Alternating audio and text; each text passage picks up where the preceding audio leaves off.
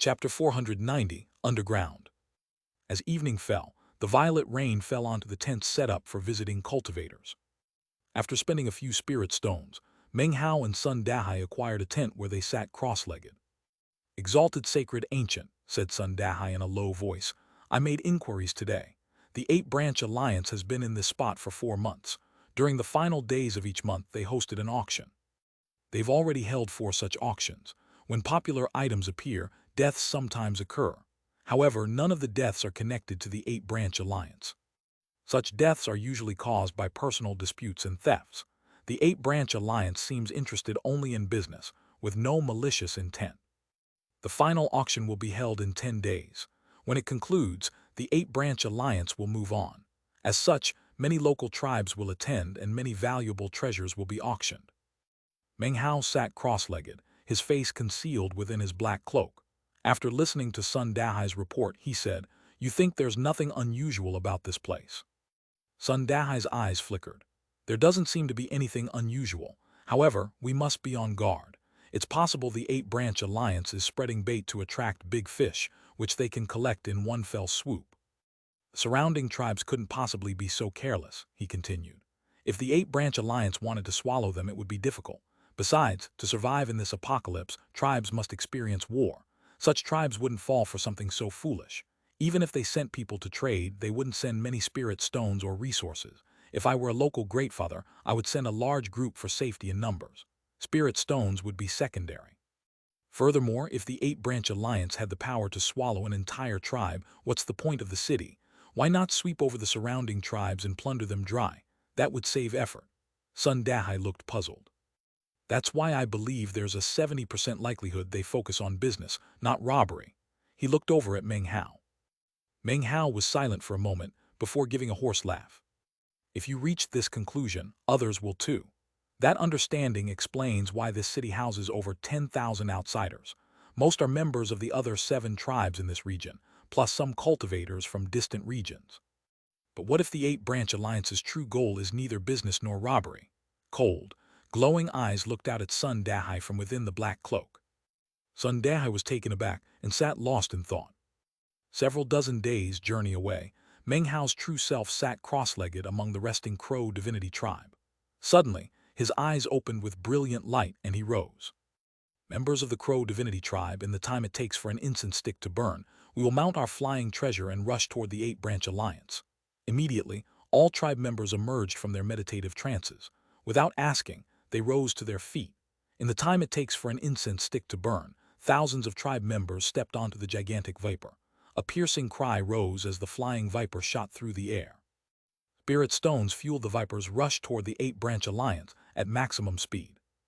As the Crow divinity tribe traveled toward the 8-branch alliance, time passed slowly for Meng Hao and Sun Dahai. Casting aside caution, they moved through the city making purchases. In a few days, they spent many spirit stones on supplies for the migration.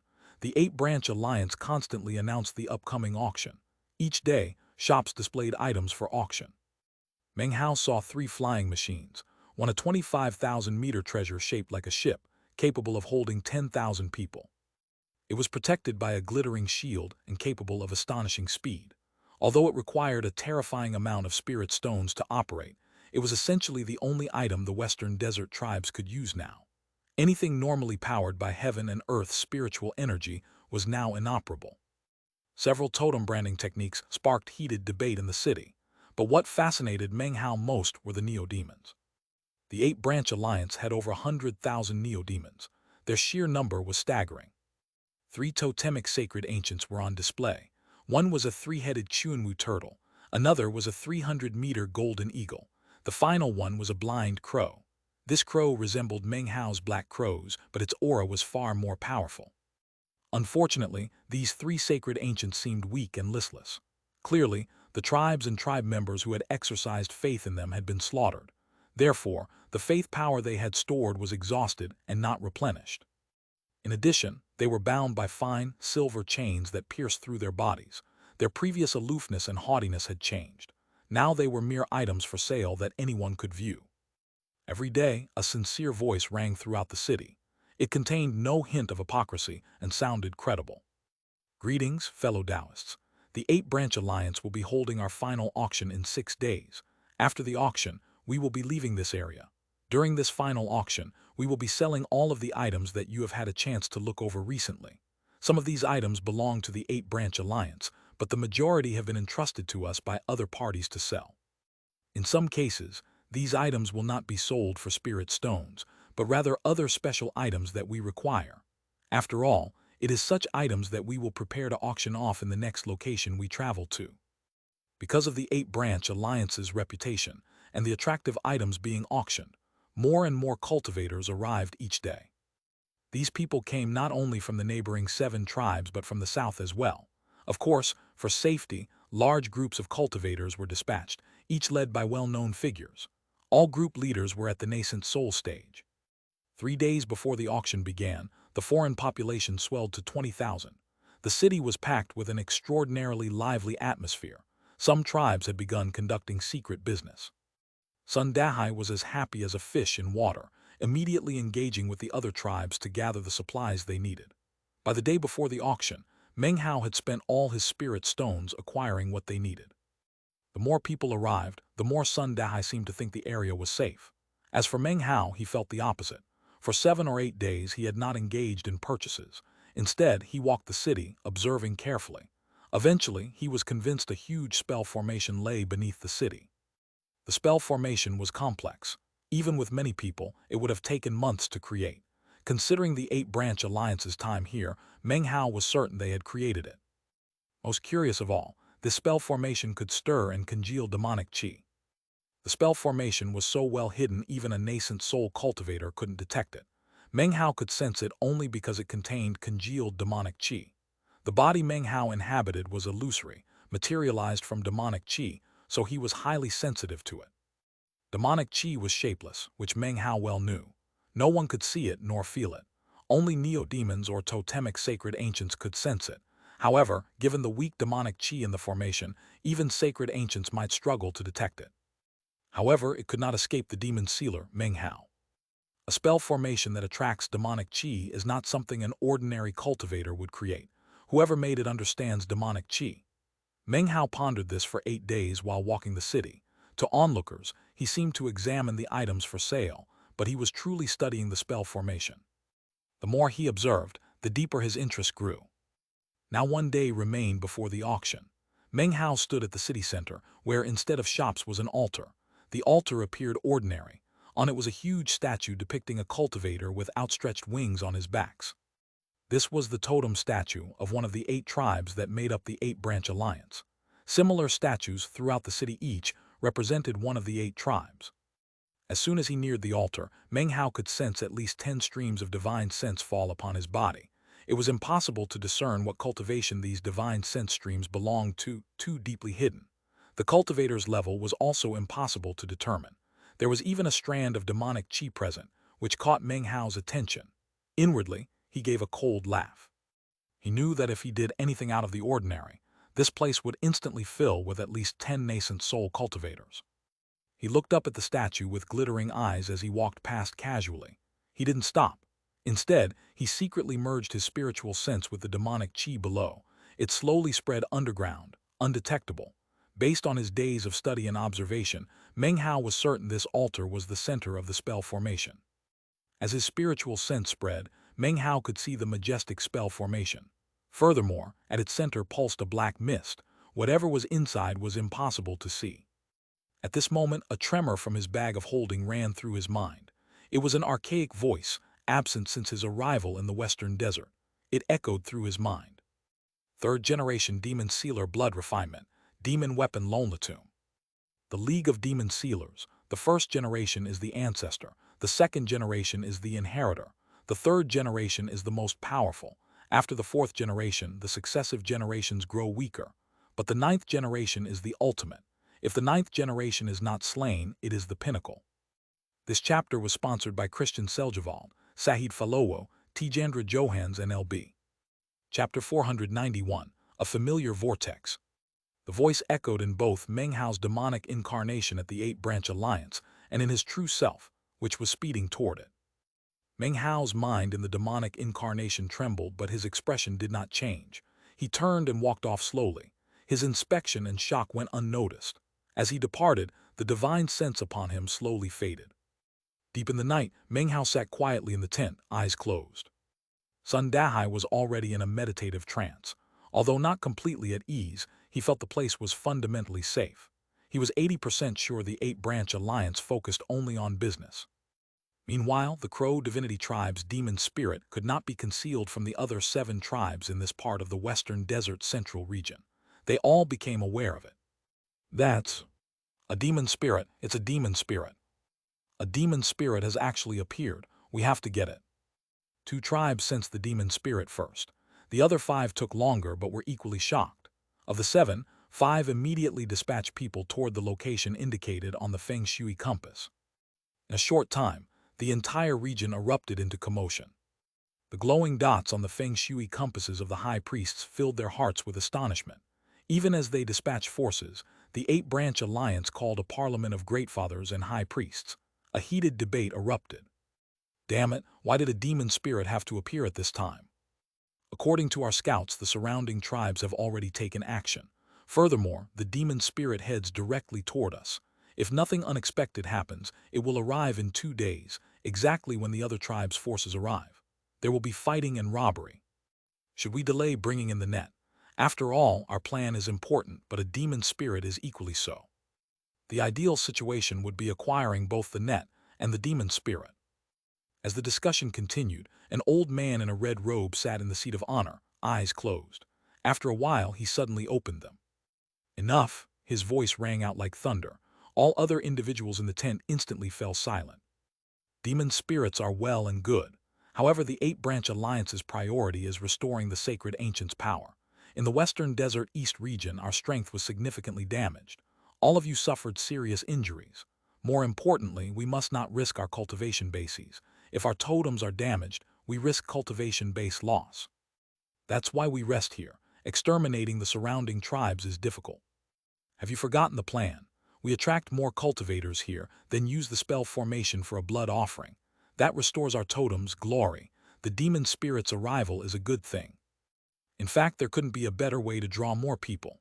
By the time he finished, his eyes glowed with cold light.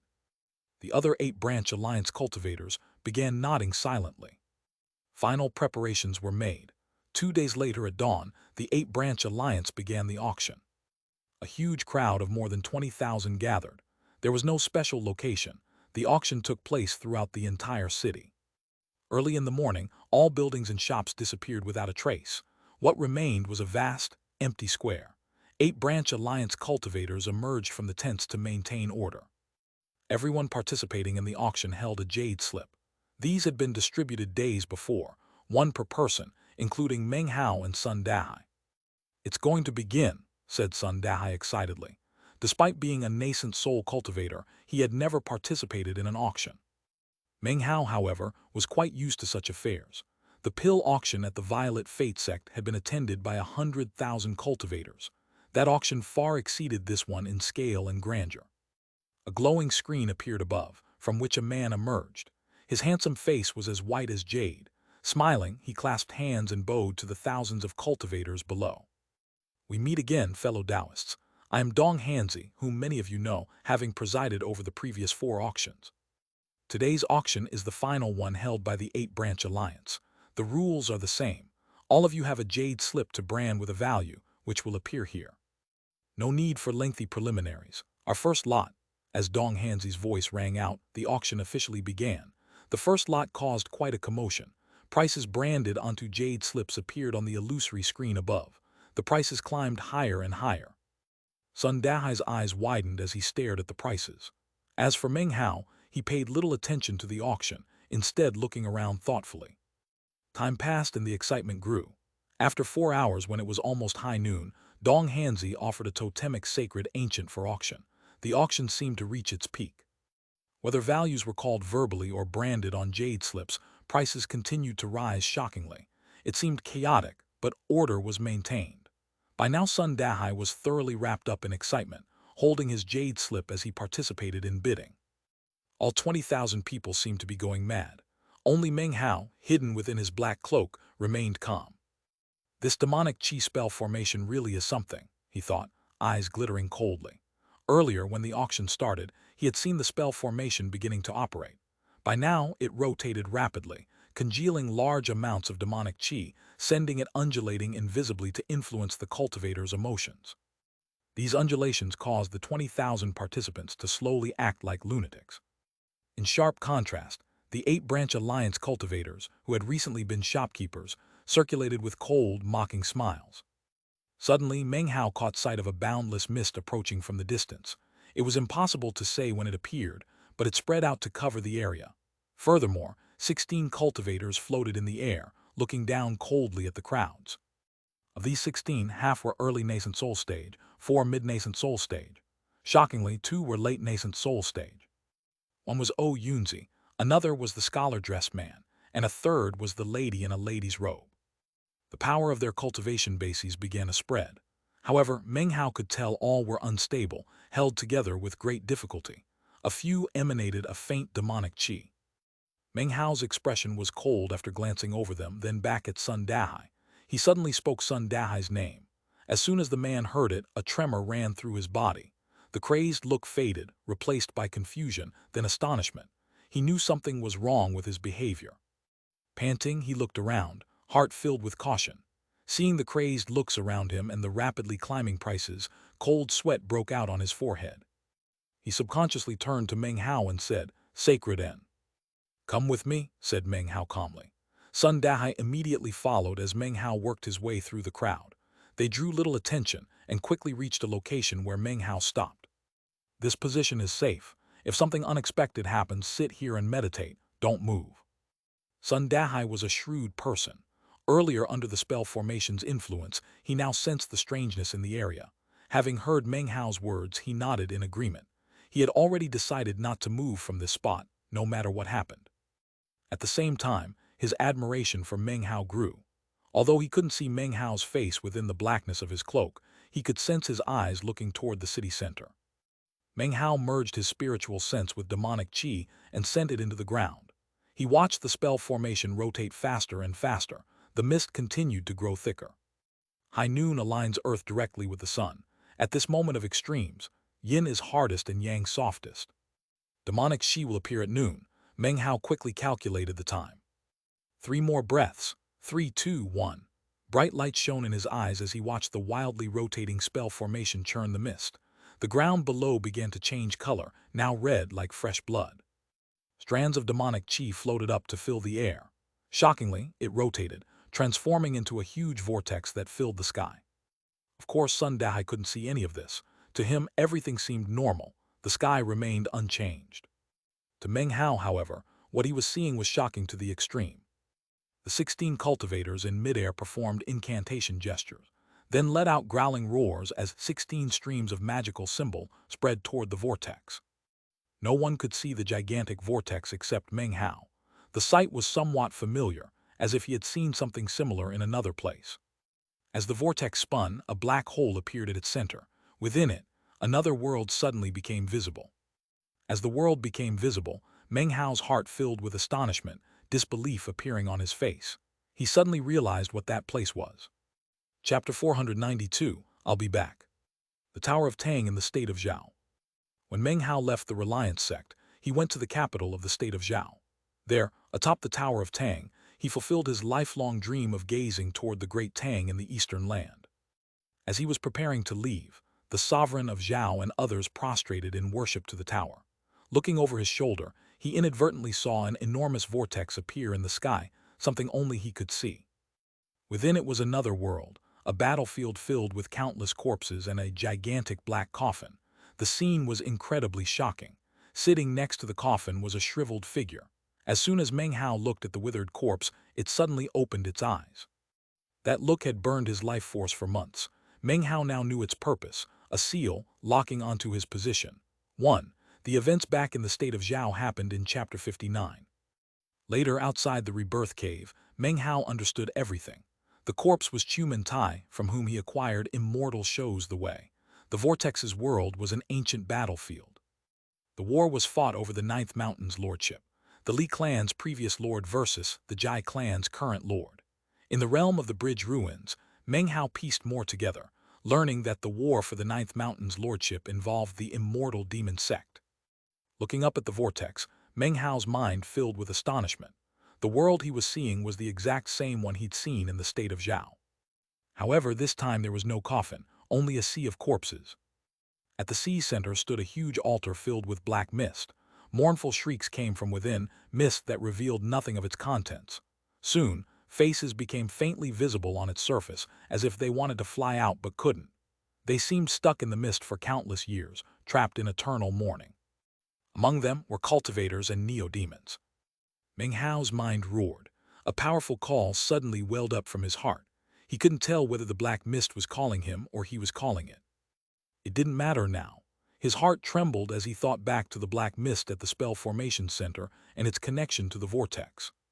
At this moment, fanaticism filled the faces of the surrounding 8-branch alliance cultivators. All kneeled and bowed toward the vortex. Even the 16 nascent soul cultivators in midair prostrated themselves. At the same time, redness spreading across the ground. The mist roiled, enveloping everyone including Meng Hao. Vast amounts of demonic qi suddenly poured from the spell formation.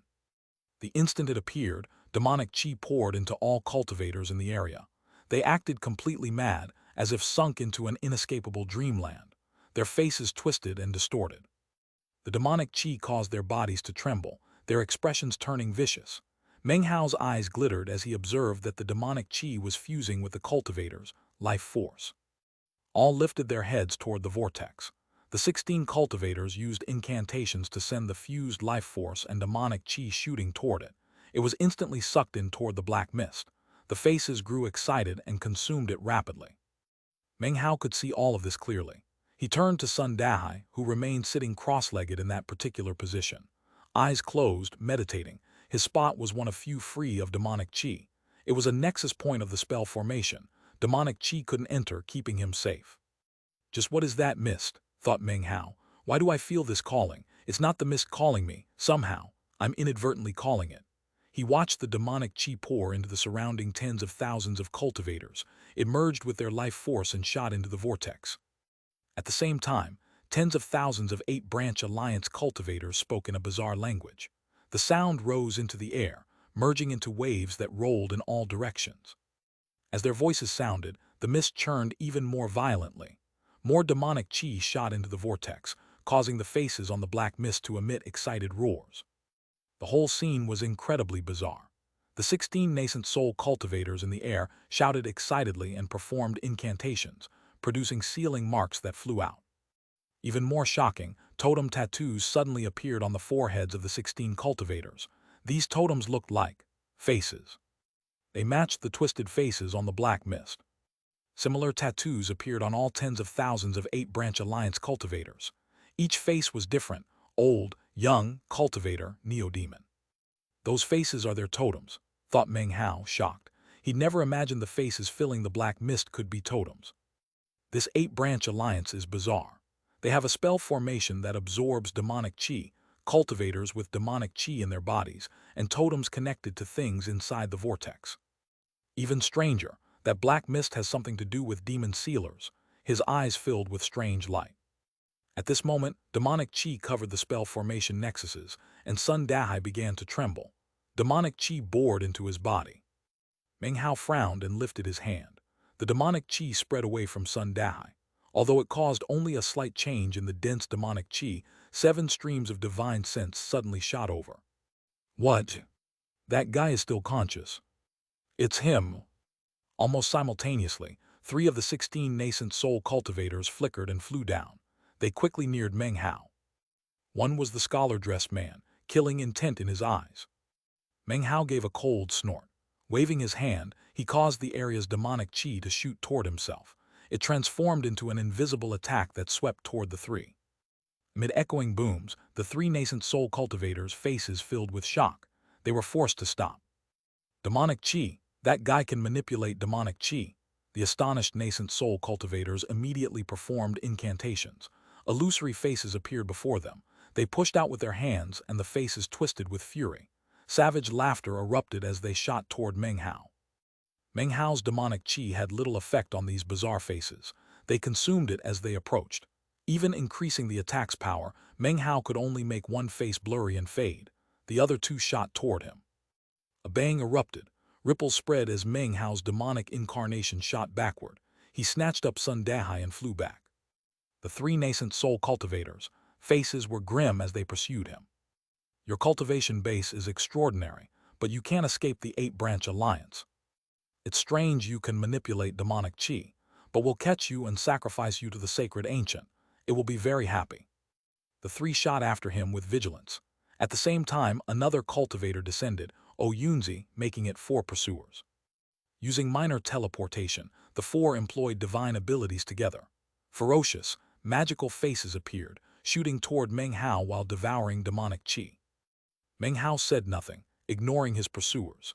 He held Sun Dahai in one hand and performed an incantation with the other, causing sealing marks to appear on his body. He flew away like a specter, completely avoiding the 4 nascent soul cultivators. After about 10 breaths, Meng Hao placed his hand on Sun Dahai's head. A shield appeared around him, and Meng Hao released him, letting him fall into the mist below. With the shield, Sun Dahai was protected from demonic chi attacks. Meng Hao turned and waved his hand at his 4 pursuers. Demonic chi attacked them. The 5 flitted back and forth with minor teleportations, unleashing endless techniques, abilities, faces, and demonic chi. Yunzi and the others grew shocked. Meng Hao danced back and forth, his attacks bizarre, frustrating them increasingly. Where did this guy come from? How could he be so weird? As they grew more frustrated, 2 more nascent soul cultivators frowned and teleported down from the remaining 12. 6 people now attacked Meng Hao. 6 enormous faces appeared and merged together. This killing move, combining all 6's power, caused massive rumbling. The sky dimmed and clouds seethed. Meng Hao stopped moving as his black cloak shredded into pieces. For the first time, his body was revealed.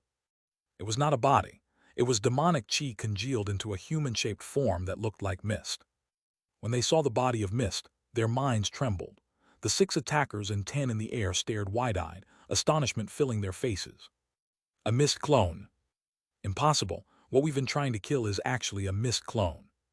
If a mere mist clone is so powerful, what about his true self? He must be completely fearsome. All 16 nascent soul cultivators' faces fell. Yunzi's face went pale when he recalled his earlier premonition. Meng Hao's misty body faded, but his face filled with derision and coldness. I'll be back. I'm already here. The first came from the disappearing misty figure. The second echoed from far off in the distance, a rumble that shook everything. To the people who heard it, it sounded like thunder exploding up into the heavens. This chapter was sponsored by Gentleman Christopher Choi, AM and JB. Chapter 493, I Will Give You War. The sound echoed like thunder throughout heaven and earth. A 3,000-meter-long gigantic viper appeared flying through the air. Several thousand cultivators stood on top of it, their eyes flickering with cold glows. This was the Crow divinity tribe, forged by years of warfare into cold-blooded warriors. None spoke. From elderly to children, all wore grim, ruthless, bloodthirsty expressions. They stared coldly at the 8-branch alliance cultivators. There were only a few thousand, but the 8-branch alliance cultivators saw them as an army of tens of thousands. The closer they came, the more obvious was the killing intent surrounding them, intent that could rock heaven and earth. This intense killing intent was an invisible aura that manifested after countless enemies were killed. The fire and blood the Crow divinity tribe had experienced lit a burning madness in them that seemed ready to shake the entire western desert. Who are they? What tribe is that? For a whole tribe to look like that won't last long in the western desert, not even the central region. Such character is difficult to forge. Could it be? Don't tell me it's caused by the demon spirit.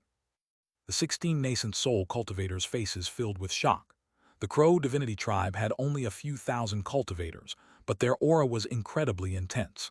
Their killing intent was too strong, making the 8-branch alliance cultivators feel suffocated.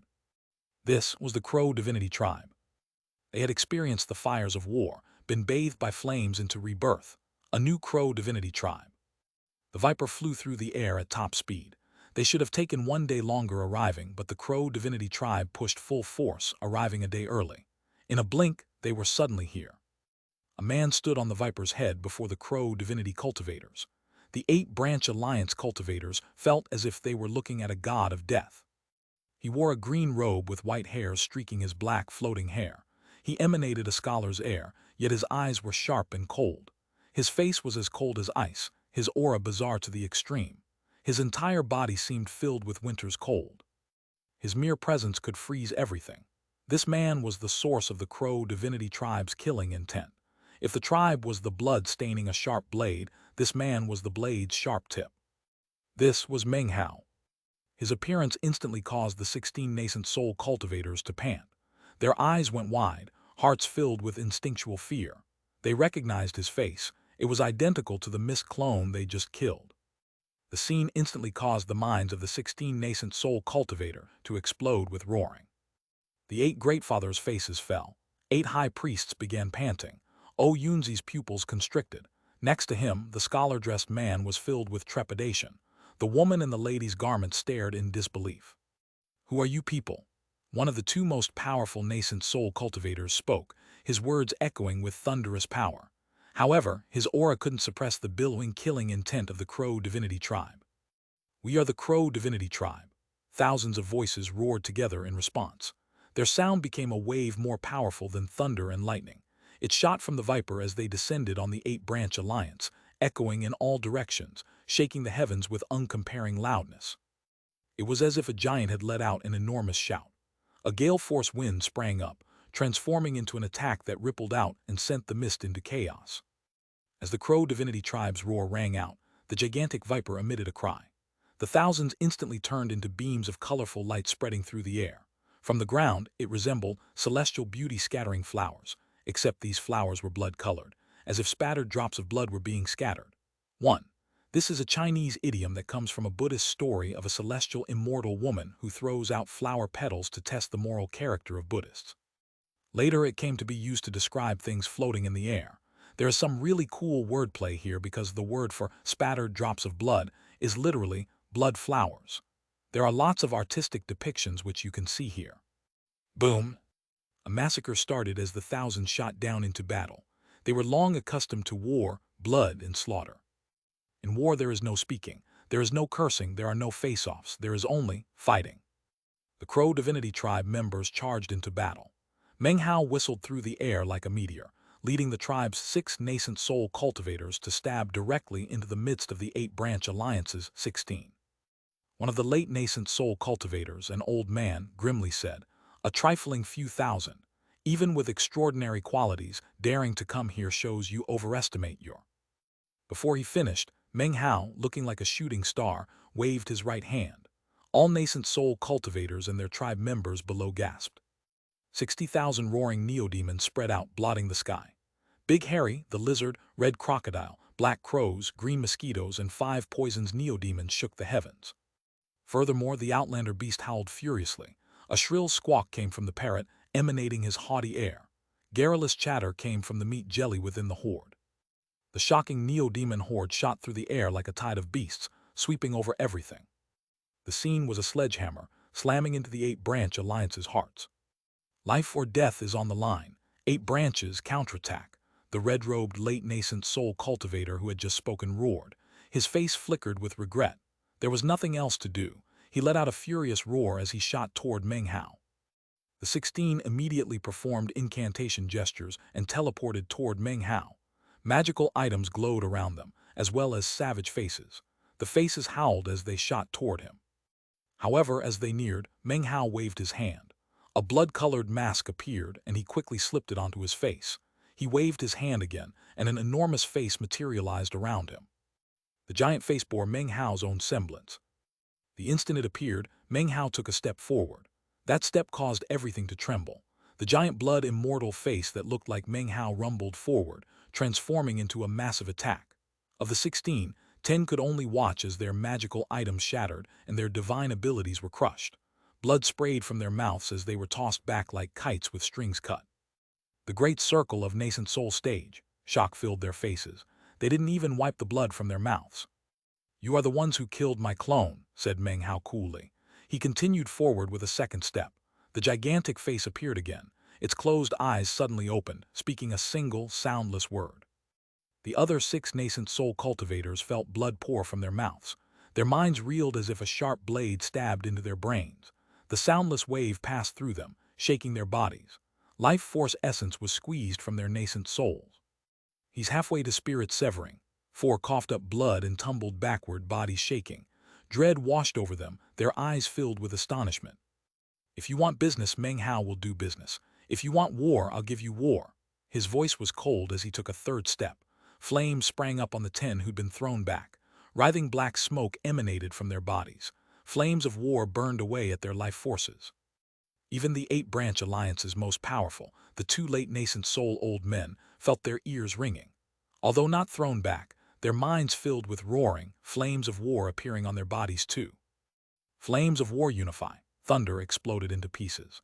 The 10 farthest away emitted blood-curdling screams as their bodies exploded. Their nascent souls tried to flee at highest speed. Before they could barely move, they fell to pieces as if crushed. A cold wind swept them away, and they disappeared. Oyunzi, the scholar-dressed man, and the woman in the lady's robe felt their bodies collapsing in blood and gore. Their nascent souls managed to flee, looking back at Meng Hao from the distance, shaking with fear and despair. The 2 late nascent soul old men had the highest cultivation bases, but even they coughed up blood and fell backward, bodies shaking, barely preventing themselves from exploding. Their tens of thousands of tribe members had originally occupied superiority, but facing 60,000 neo-demons, they suffered defeat after defeat. They had their own neo-demons, but like Meng Hao's crow divinity tribe, his had experienced foul winds and blood rains. Furthermore, bolstered by Meng Hao's demonic qi on multiple occasions, the 8-branch alliances simply couldn't compare. Mournful cries filled the air. The land was soaked with blood. Facing the crow divinity tribe, the 8-branch alliance despairingly found they were incapable of fighting back. In aura or cultivation base, they were weaker. The coldness and bloodthirstiness of the crow divinity tribe was something only elite members of great tribes possessed, and yet every single member of the crow divinity tribe was like that. The 8-branch alliance had never seen or heard of something like this. They couldn't imagine such a tribe could exist in the western desert. This is a battle tribe. It was in this moment that Meng Hao's words from moments ago once again echoed out within the minds of the 8-branch alliance cultivators. If you want war, I'll give you war. This chapter was sponsored by Xiaomi. Chapter 494, I Am Lonlatum. As the slaughter began and 10 of the 16 were killed, 2 remaining late nascent soul old men exchanged a glance. Their eyes were bloodshot, frenzy visible in each other's gaze. Both performed incantations, spit blood and pointed down. Their expressions were savage. Activate the spell formation. A deafening roar came from the ground. The mist roiled as the 20,000 auction participants surrounded by it withered rapidly. Their life force was congealed into demonic qi. Suddenly, bands of bright light appeared on the ground. The bands bent, twisted, and suddenly connected, revealing an enormous spell formation. It was the same one Meng Hao had observed earlier, though previously formed only of demonic qi. As it became visible, a black mist column shot up at its center. One of the 8-branch alliance's late nascent soul cultivators shouted, "Crow divinity tribe, since you seek death, the 8-branch alliance will oblige. There will be no crow divinity tribe in the western desert. All of you will be destroyed in spirit and body. You will be expunged." The black column shrank and transformed into a black figure. "Sacred Ancient," said the second late nascent soul cultivator, his face vicious, "please exterminate these people, expunge this tribe." Simultaneously, totem tattoos depicting faces appeared on all 8-branch alliance cultivators on the ground. Every face bore the same expression. Oh. All totemic faces were filled with intense awe and enmity. No matter their hatred, they couldn't help but feel deep awe for the figure that had coalesced from the black mist. Tens of thousands of voices shook heaven and earth. "Sacred Ancient, let your projection exterminate these people, expunge this tribe." The figure that coalesced from the mist floated in midair. At first blurry, its features clarified into a middle-aged man in a black robe. His face was expressionless, exuding an archaic aura. He flickered between clear and blurry, sometimes momentarily disappearing. This flickering caused all cultivators to feel strange. Their hearts filled with disorder, their eyes stabbing pain. Meng Hao took a deep breath. The calling inside him grew incredibly strong. Furthermore, the demon sealing Jade in his bag of holding began to shake. Meng Hao was aware this figure was concealed in the spell formation center and had elicited the Jade's reaction. The black-robed man turned, his eyes falling on Meng Hao. Instantly, Meng Hao's mind roared and his vision swam. The western desert vanished. Instead, he stood in a world with red sky, in the middle of a battlefield with wailing and shouting. A black spear shot with incredible speed toward him. His mind trembled, and he felt them shattering. Suddenly his eyes went wide as a finger appeared before him, the black-robed man's finger. Boom! In the moment of crisis, eyeless larva spun around him. The finger attack slammed into it. Meng Hao tumbled backward several hundred meters, blood spraying from his mouth. He looked up, his eyes narrowing as cold light erupted from them. At the same moment in the invisible vortex's corpse-filled world, the black mist on the high altar suddenly churned. An anxious, indignant howl echoed from it. As the howling echoed, the countless faces in the mist distorted and twisted as if some force suppressed the howling. Simultaneously, the black-robed man's expression flickered.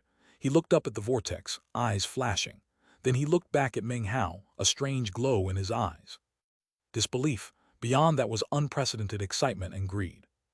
At the same time, a mid-nascent soul-stage-old man of the remaining six, having seen Meng Hao force back, excitedly shouted, "Sacred Ancient, please exterminate this vicious, cruel cultivar." Before he finished, the black-robed man's hand shot up as a claw pointed at the cultivator. The old man disappeared.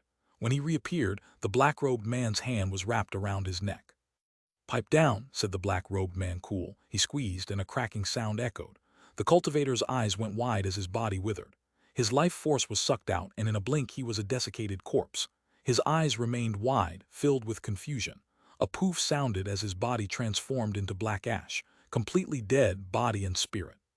"He is not someone you qualify to dishonor," said the black-robed man softly, looking at Meng Hao. Everything became quiet.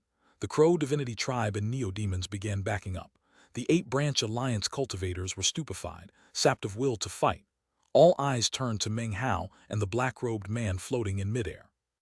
The remaining 5 8-branch alliance nascent soul cultivators had pale faces. The sacred ancient never seemed conscious. His attacks were almost puppet-like. He never spoke. But today he spoke, his expression changed, emotions visible.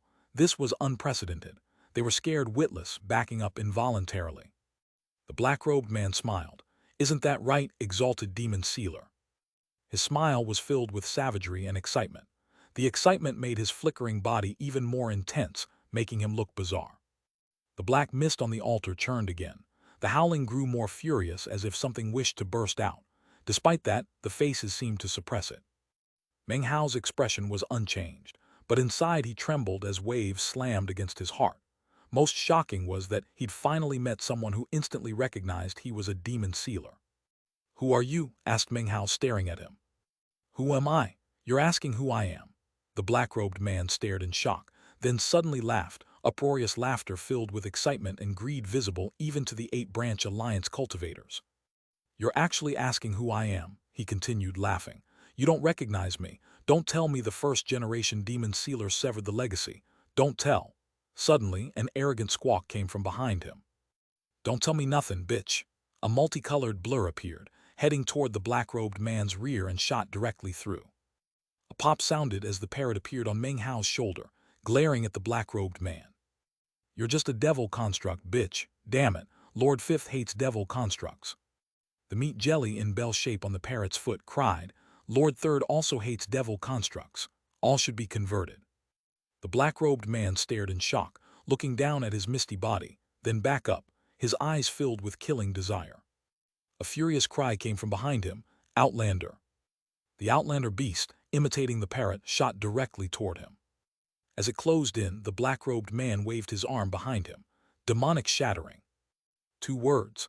Massive amounts of invisible demonic chi shot toward him and congealed in front of his right hand, then shattered.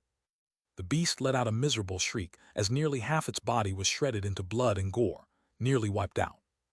"Beloved concubine," cried the parrot, eyes bright red. It shot forward, body expanding to several dozen meters. It passed through the black-robed man and picked up the beast, flying rapidly off in retreat. The black-robed man did not counterattack. Instead, he looked coldly at Meng Hao, smiling as he moved forward. "I never imagined meeting the current demon sealer generation. After I consume you, who could suppress me?" Meng Hao's heart trembled. His opponent's aura was monstrous, emanating shocking ripples. Intense pressure weighed on him. Panting, he stared at the black-robed man. Everyone else had seen him simply lift his hand, shattering the beast. Only Meng Hao clearly saw what happened. This was a new way to use demonic qi he'd never seen. So demonic qi can actually be used like that. Lightning crashed inside his head. The black-robed man's divine ability seemed to open a new Tao for demon sealers. Meng Hao suddenly retreated. The black-robed man increased his speed, viciousness and greed visible. A demon sealer separated from his legacy. Remember my name. I am Lonlatum. The instant he spoke his name, the mist in the vortex emitted a furious shriek. Something struggled to burst out. Nonetheless, the faces seemed willing to be destroyed to prevent its escape. Chapter 495. An ancient scripture seals a devil. The black-robed man's dark words rang out, carrying bizarre, devilish power. All cultivators in the area had blank looks, their minds filled with whirlwind, memories thrown into chaos. It was as if they heard him but couldn't remember it. Contradiction filled them, as if fantasy and reality were mixed. All faces paled. Meng Hao's eyes glittered as he sensed his opponent's fearsomeness. He knew this was power he couldn't fight. He fell back. The words didn't affect him too much, but his mind shook. The man's voice was bolstered with demonic qi, transformed into complex magical symbols spreading in all directions. The way I use demonic qi is too simplistic, thought Meng Hao, panting. I never thought it could be used like that. Eyes glowing, he shot backward as the black-robed man flew like lightning toward him. Suddenly, the black-robed man lifted his hand and pointed at Meng Hao. Surrounding demonic qi rushed to congeal around his finger. In a blink, it became a spear screaming through the air toward Meng Hao. No one else could see this. They saw only the black-robed man pointing, but Meng Hao could see everything clearly. A sudden, intense danger swept over him. Even as that happened, he looked at the black-robed man and suddenly thought of Patriarch Reliance. Demon weapon Lonlatum, refined from blood by the third-generation demon sealer. Patriarch Reliance, sealed by past generations as my Tao protector. I am the 9th generation. Things didn't work with Patriarch Reliance, but he wouldn't kill me. This demon weapon wants to consume me to live forever. Different situation, but fundamentally the same. Meng Hao took a deep breath. Ancient Tao, tenacious desire to seal the heavens, benefaction for all in the mountains. Tao tribulation must come to the 9 mountains and seas. My fate is the Aeon. He uttered the scripture words with strange, demonic cadence birthing bizarre ripples. Every word seemed a unique magical sealing symbol connecting with the heavens and starry sky. Astonishment and disbelief filled the black-robed man's face. His body trembled as massive black mist fell away. A miserable scream emanated. Demon sealing scripture, he howled. Impossible, haven't you lost your legacy? How could you know that scripture? He reached toward the vortex and made a grasping motion. The altar's faces howled and pushed down on the mist. His body was no longer distorted but stable. Yet his aura was weaker by more than half. You're dead, he said, glaring murderously, well aware his time was running out. He could only temporarily suppress the scripture's power. His hand suddenly lifted and he pointed at Meng Hao again. Meng Hao's eyes flickered as his opponent suppressed the scripture. He gave a cold snort. Before, the man was at peak power, shattering the beast with a single blow. Meng Hao was no match then, but now he was weakened. This demon weapon Lonlatum could be fought. I'm a demon sealer, thought Meng Hao, sensitive to demonic qi. If he can use it that way, so can I. He took a deep breath and lifted his hand. He thought back to the beast's defeat and that great door that opened in his mind. The area's demonic qi rushed toward him and congealed. A rumbling sound slammed into the demonic qi spear closing in. The explosion sent Meng Hao tumbling backward, blood spraying. He coughed up 3 mouthfuls. His face was pale, but he was laughing. His control of demonic qi wasn't as refined, but he'd achieved new understanding. Bring it on, his eyes shone brightly. Floating in midair, he lifted his right hand, causing demonic qi to rush toward him. It surrounded him, transforming into a gigantic vortex. The black-robed man's eyes flickered.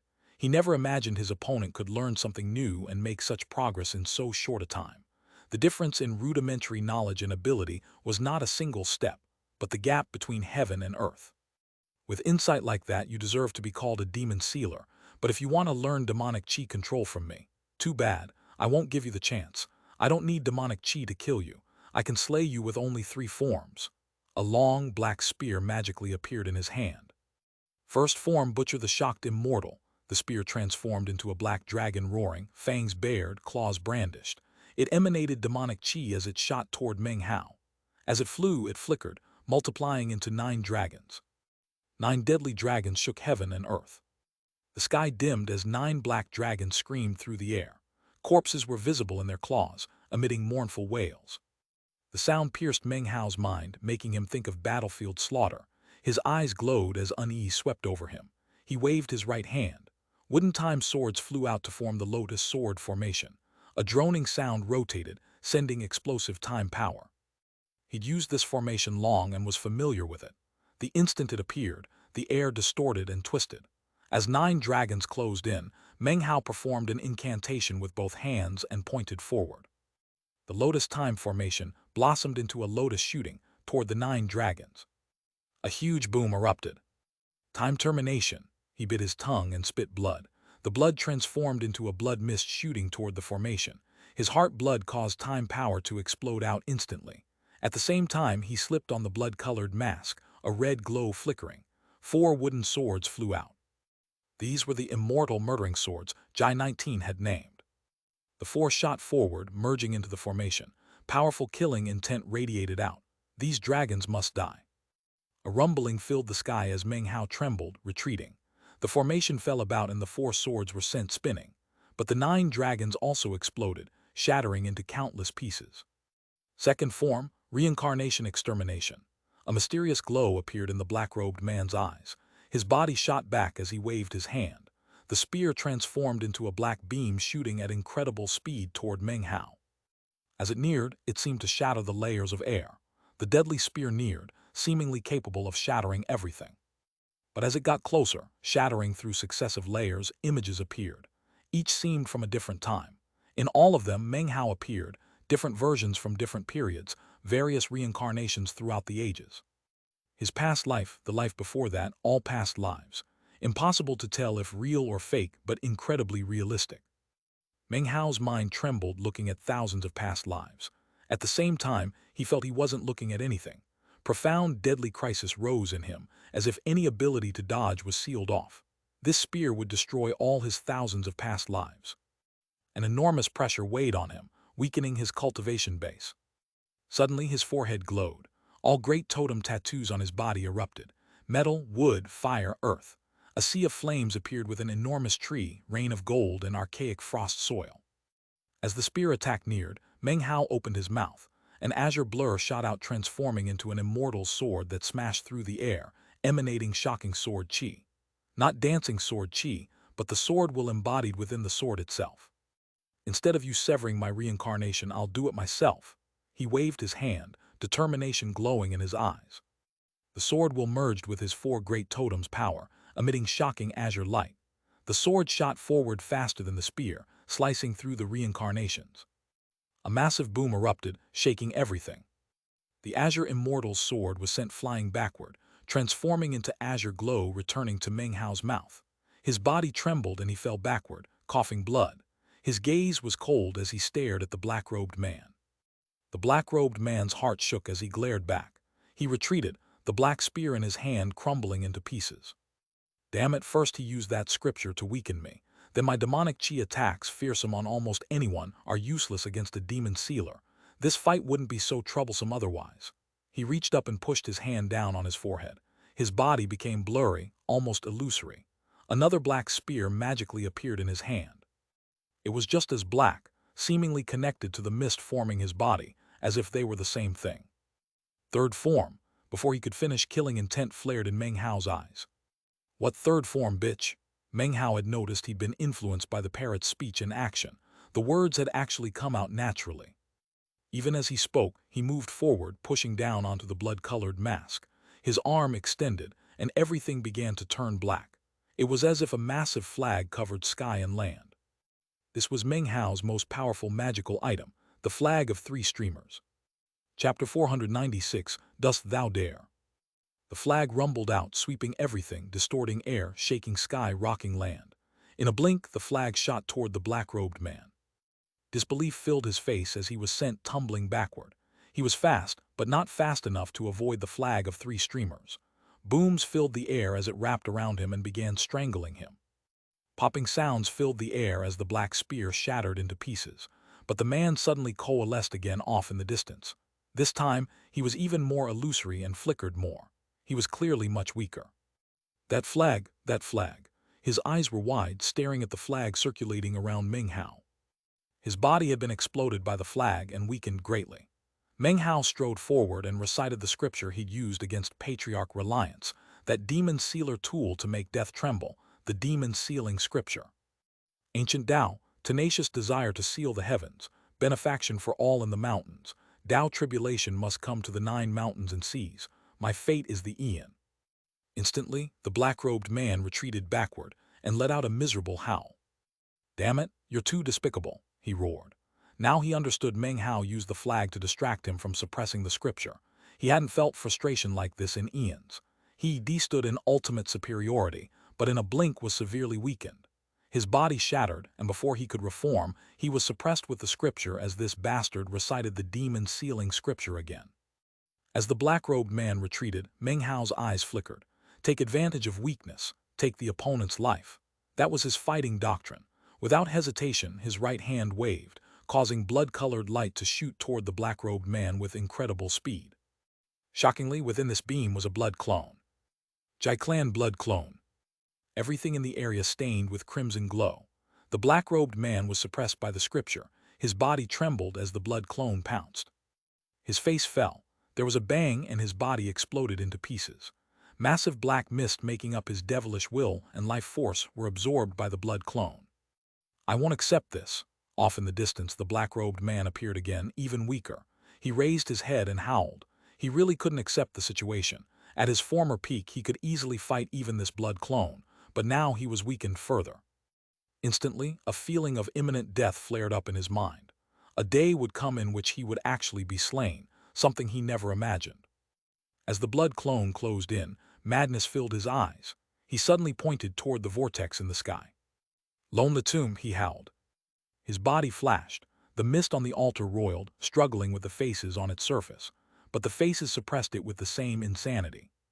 As they suppressed it, massive life force and demonic chi emanated from the tens of thousands surrounded by the 8-branch alliance's mist. All auction participants trembled. Their bodies withered, aged rapidly. Life force oozed from their orifices to merge with demonic chi shooting toward the whirlpool. Tens of thousands life force transformed into bands of chi shooting into it. After madly consumed by the faces, nearly half suddenly shot out from the mist. They charged from the vortex, shooting through the sky toward the black-robed man. As they left, the altar's mist emitted intense howls. Something inside struggled madly to break out from being sealed. In a blink, the faces reached the black-robed man and circulated around him. Filled with cruelty, madness, and bloodthirst, they fused into him. His aura rose, increasing with shocking intensity. A billowing black aura roiled, filled with massive vicious faces. Each was a totem toward which the 8-branch alliance cultivators exercised faith. "I am Lonlatum, a devil construct. I am demon weapon Lonlatum, formed from the grievances of lives I've exterminated through countless years, a devil construct." Lonlatum destroys, the devil construct rises. Strange light shone in his eyes. His aura exploded out, black chi filling the area. The blood clone suddenly stopped, staring at him. It sensed something threatening. Meng Hao took a deep breath, unprecedented concentration on his face. At this moment, beam after beam of colorful light appeared in the distance. Tens of thousands of cultivators appeared. These were local tribe cultivators after the Crow divinity tribe to rob its demon spirit. As they appeared, their killing intent soared. But when they saw the battlefield, they gasped and grew silent. Their eyes fixed on Meng Hao, and the black-robed man billowing with massive black aura. "Die!" cried the black-robed man, stepping forward. He lifted his hand, causing black chi to seethe and transform into an enormous ferocious face shooting toward Meng Hao. At the same time, more black chi swirled toward the blood clone. Meng Hao slipped the blood-colored mask back on. Determination glinted as he took a deep breath, flashed an incantation gesture with his right hand, and pointed out. Without a face, an equally large face appeared, the blood immortal divine ability. Meng Hao's own face shot through the air toward the black chi face formed from countless smaller vicious faces. Shocking rumbling filled the air as Meng Hao spoke again. A single word. Instantly, the lips of his summoned face began to move. Sound waves rippled out. "Flames of war unify." He lifted both hands and pushed them toward the ground. Smoke rose in all directions, along with flames of war. This was the third form of the blood immortal legacy. Mid booming sounds, Meng Hao's eyes shone with brilliant light. "I need your faith power." One by one, the Crow Divinity Tribe members kowtowed. Their totem tattoos began to glow. Sundered clouds. Boundless faith power poured in from all directions. It exploded in intensity, allowing Meng Hao to utilize the fourth form of the blood immortal legacy he'd never used before. The sundered clouds from sundered clouds, a bloody rain, seas that cover the sky. Sundered clouds, clouds once whole but then sundered. Their power would give rise to a wind that could crush heaven and earth.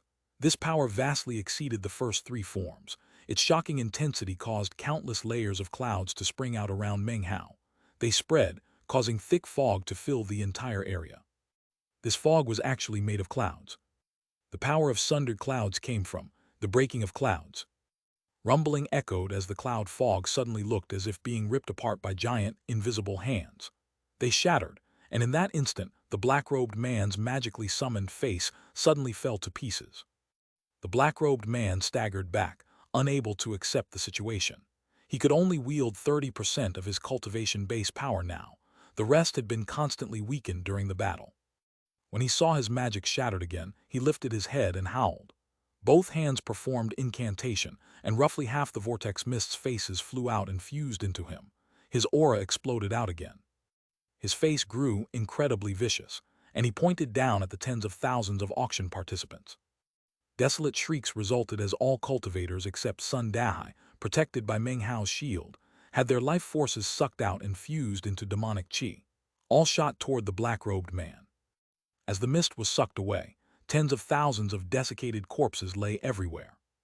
The black-robed man howled as the mists fused into him, his cultivation base beginning to recover. He lifted his hand and made a snatching gesture toward Meng Hao. Black mist exploded from his body, transforming into an enormous hand 3,000 meters wide shooting toward Meng Hao. "A bloody rain," said Meng Hao, performing double-handed incantation.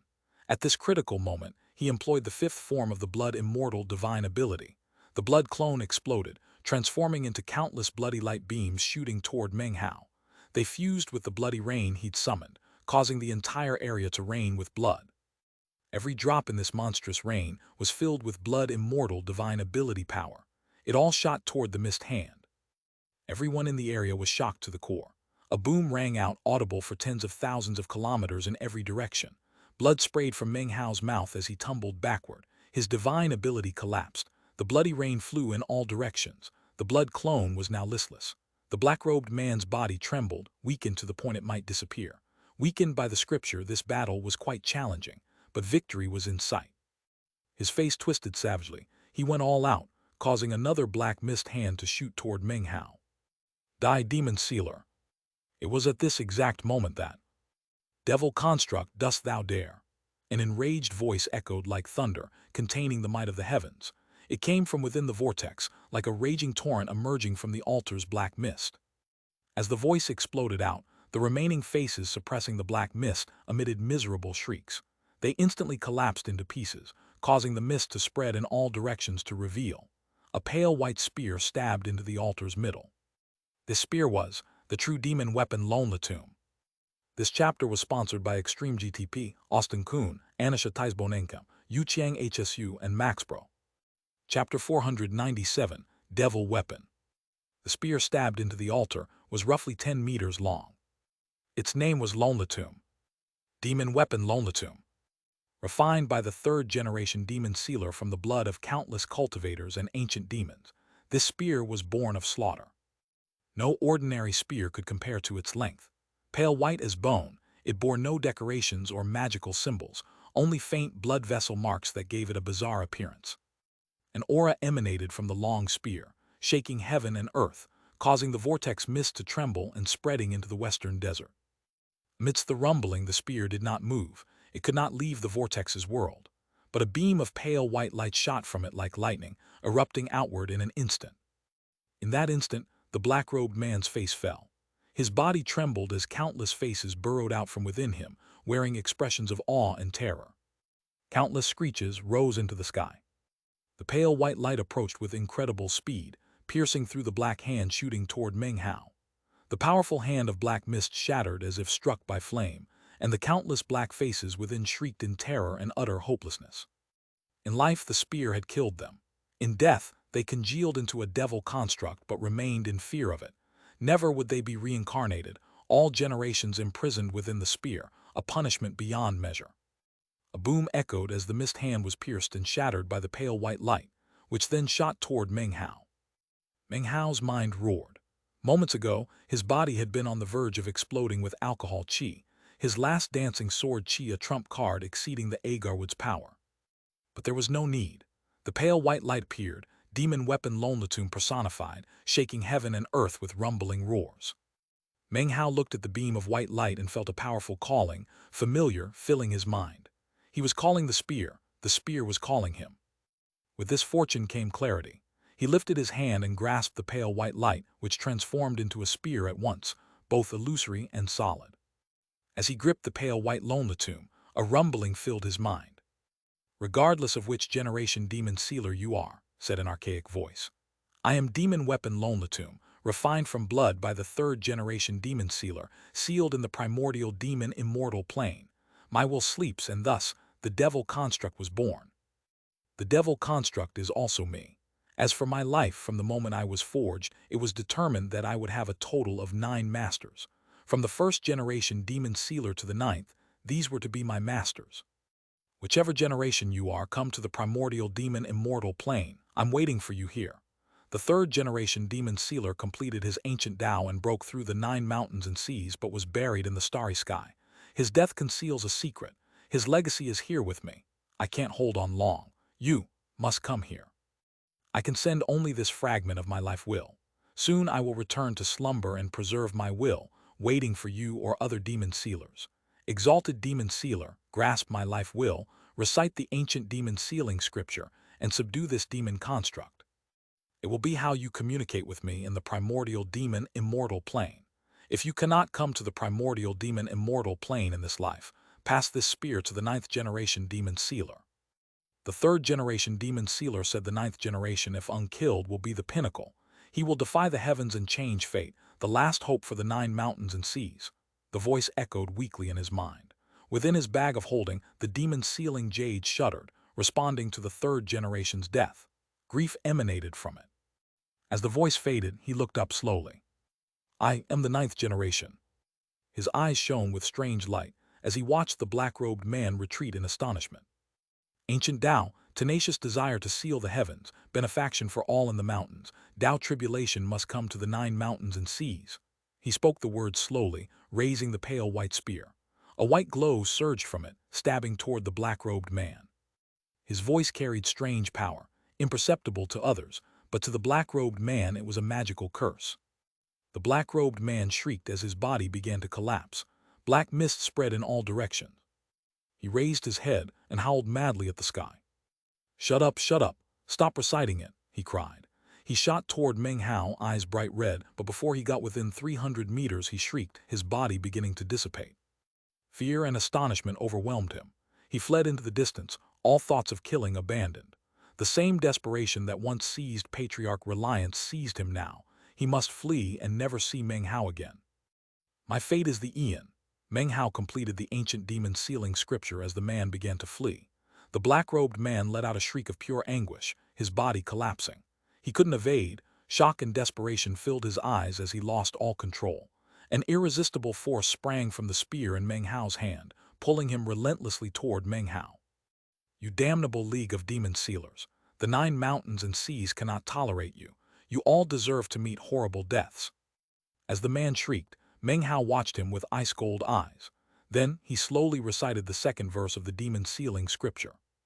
"Ancient Tao, study demons of myriad variations, tread not the path of immortals, face the tribulation of the 9 mountains and seas."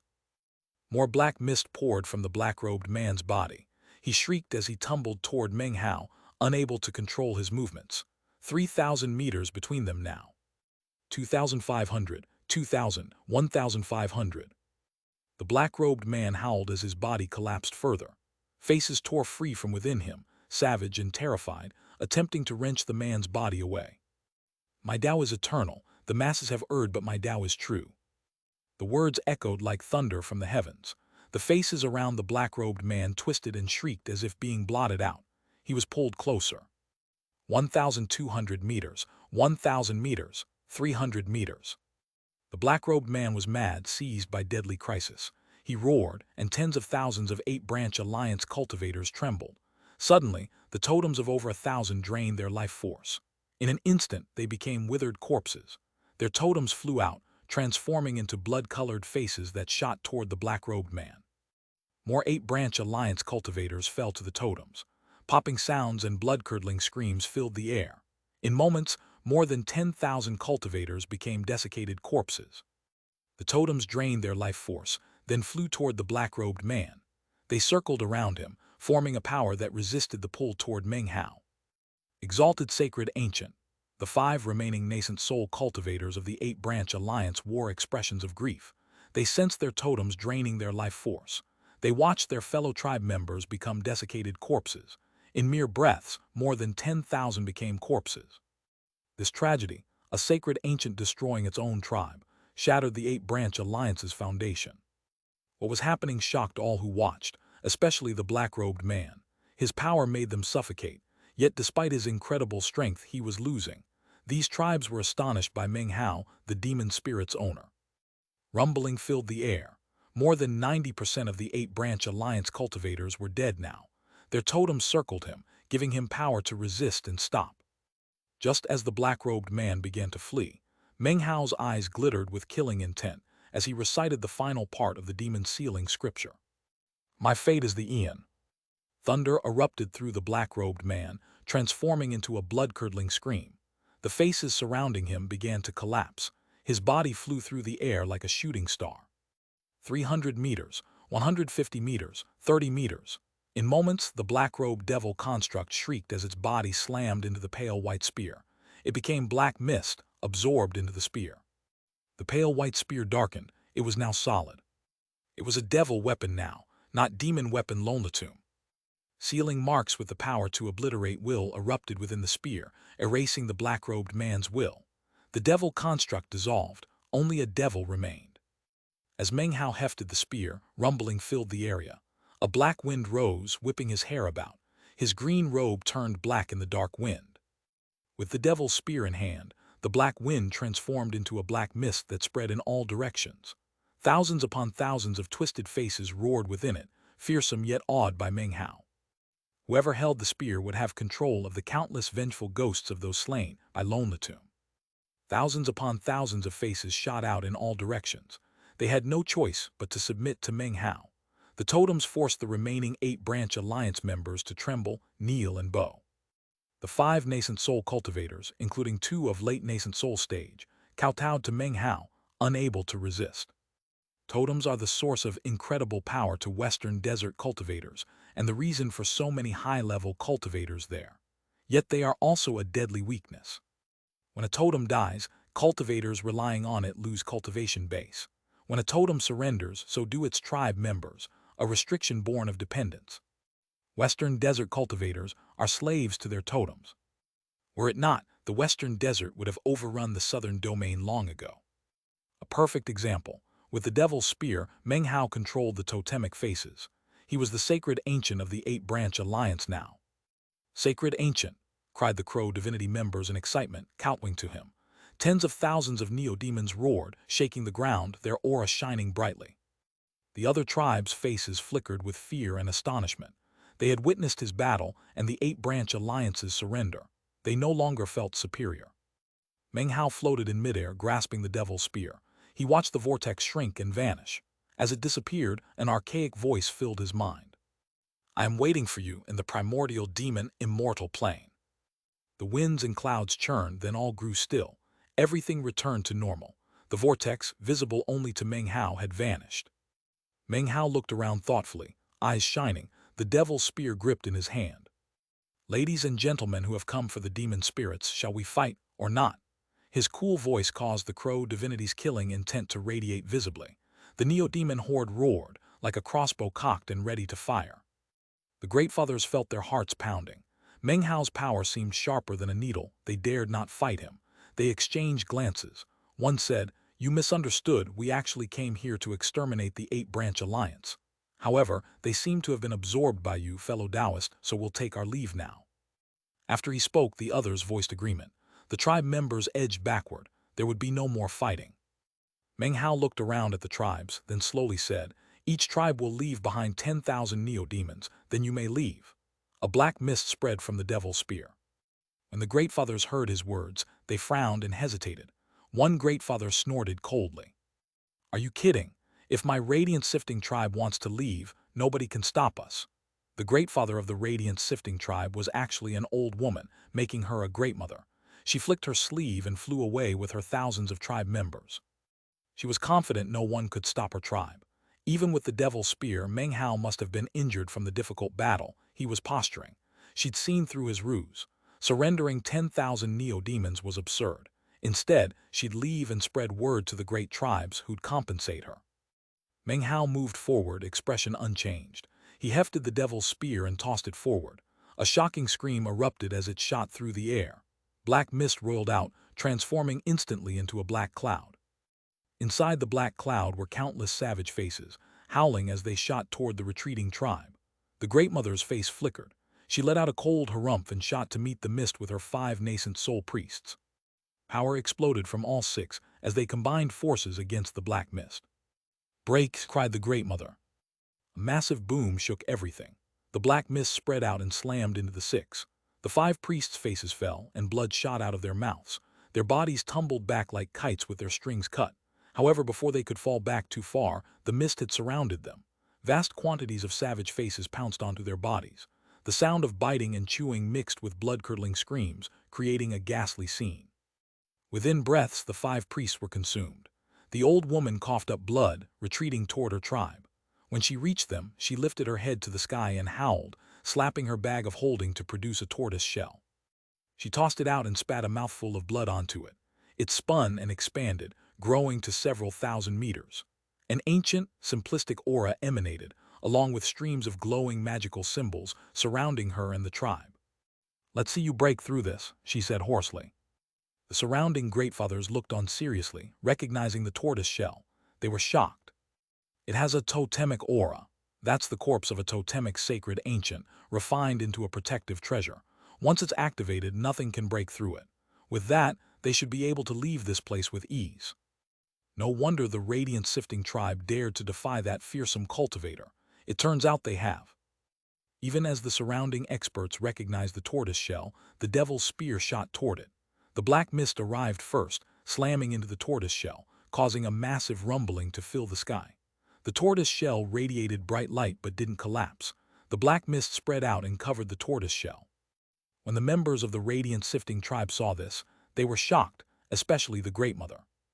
This enemy of the radiant-sifting tribe. Before she could finish, the devil's spear reached the tortoise shell. A massive boom rose to the heavens, churning the wind and clouds, dimming the sky. A shock wave rumbled out and fissures spread where the spear had struck. For 3 breaths the tortoise shell held, then it roared and exploded into countless pieces. The devil's spear continued on its way, radiating killing intent and black mist. It stabbed directly through the disbelieving Great Mother, heading toward the tribe members behind her. Black mist spread out, enveloping the thousands of radiant-sifting tribe members. Countless excited faces appeared, spreading out in all directions, clearly thirsting for blood. Just when they were about to begin feeding, some invisible force seemed to hold them back.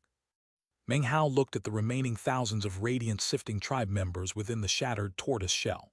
"Surrender," he said slowly, "or be buried alive with the rest of the dead." After a brief silence, the thousands chose to surrender. They erased their totem tattoos, pledged to Meng Hao, and became an auxiliary branch of the Crow divinity tribe. The Great Fathers of the rest of the tribes, fearful Meng Hao would change his mind, quickly handed over 10,000 neo-demons. Then they left. Meng Hao did nothing to block their way. The path to this point had been one of killing.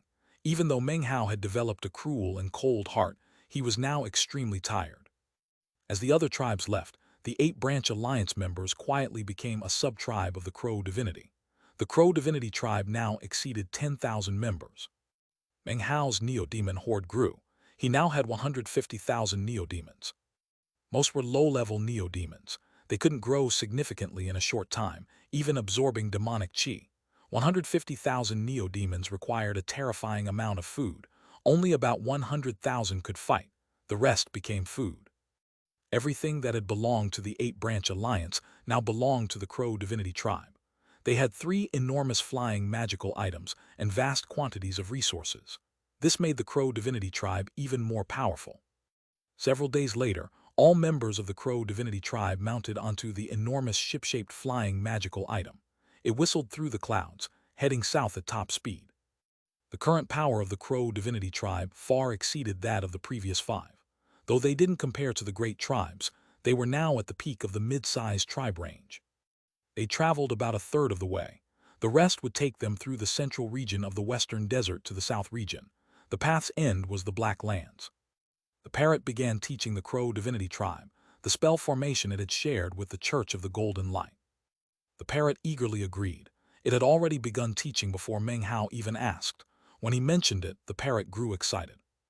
"Little Heiaoui, don't you worry," it said, eyes shining brightly. "My dream is that, upon entering the Black Lands, there will be people there shouting the name of Lord Fifth. Then my 2 great armies will join together to become like my wings." Chapter 499, An Old Friend. The violet rain fell harder. Half a year later, the lakes in the western desert north region connected, transforming into a great violet sea that exterminated all life and cut off spiritual energy. The north region was devoid of all life. Any tribes that had chosen not to migrate were buried beneath the sea. The north region lay beneath a surging violet sea, mountain peaks barely visible below. Now that the north region had become a sea, the western desert apocalypse unleashed its first true display of power. Massive waves smashed and collapsed the mountains separating central from north. As the mountains fell, the violet sea expanded into the east, west, and central regions. As the violet sea expanded, the lakes in the east, west, and central regions combined. The waters rose with increasing speed. The sea's expansion was like a whip, lashing the migrating tribes. They had to move faster and plunder more. The number of dead and wounded was impossible to count. Spiritual energy thinned throughout central, east, and west regions. With the exception of the south region, it grew scarce everywhere. Lack of spiritual energy weakened cultivators' cultivation bases, leading to deaths. Such deaths weakened the sacred ancients. As they weakened, so did the tribe members. Deaths created an unbreakable vicious cycle. During the half-year, the Crow Divinity traveled through the central region, fighting dozens of battles against entire tribes. Any defeat meant a tribe's destruction, yet they couldn't avoid battle. The Crow Divinity had a flying magical item and a demon spirit. Both made them targets for greedy tribes. Even Meng Hao worried about it. During the half-year, Meng Hao's neo-demon horde shrank to 70,000, despite bolstering them along the way. Yet these 70,000 were incredibly powerful. The tribe numbered 8,000, all veterans of countless battles. Meng Hao was seriously injured twice, but refined his totemic power through these ordeals. His control of demonic qi reached a new realm. Only in that fine divide between life and death can battle prowess elevate. During this period, he progressed on his path of enlightenment regarding the violet rain. Though slow, his results accumulated.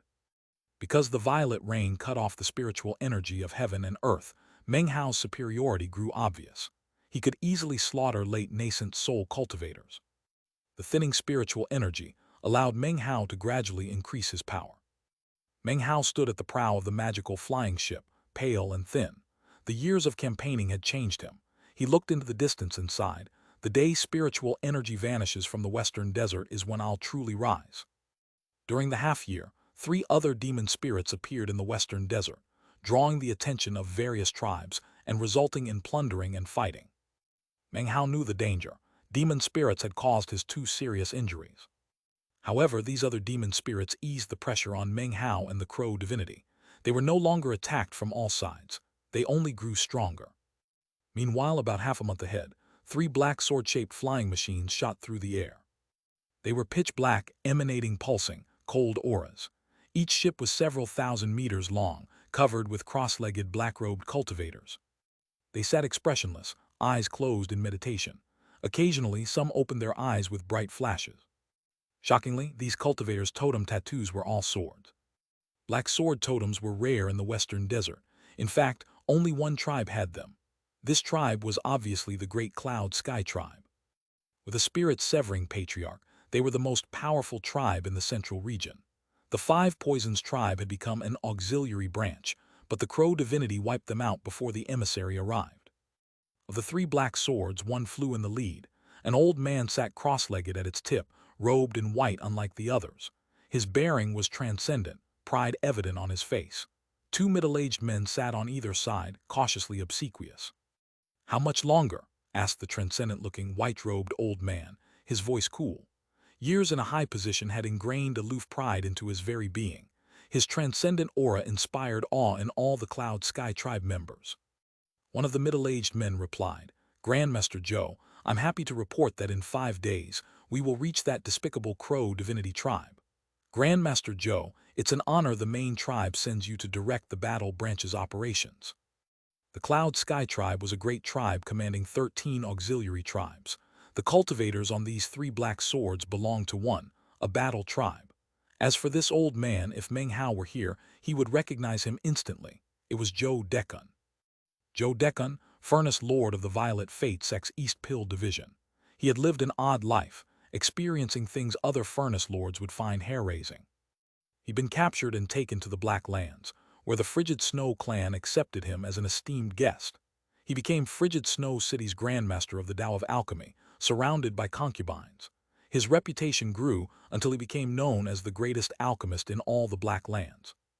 After that, he was taken prisoner again. He passed through many hands in the Western Desert. After all these years, none knew his full history. Now he was clearly a member of the Great Cloud Sky tribe, occupying an extremely high position. Clearly, pill-concocting skills could open doors anywhere in the world. Joe Decun's haughty expression deepened as he nodded. He had requested to lead this expedition. Life in the tribe had grown tedious. He wanted to stretch his legs. The Great Cloud Sky tribe arranged a mission to exterminate the Crow Divinity tribe.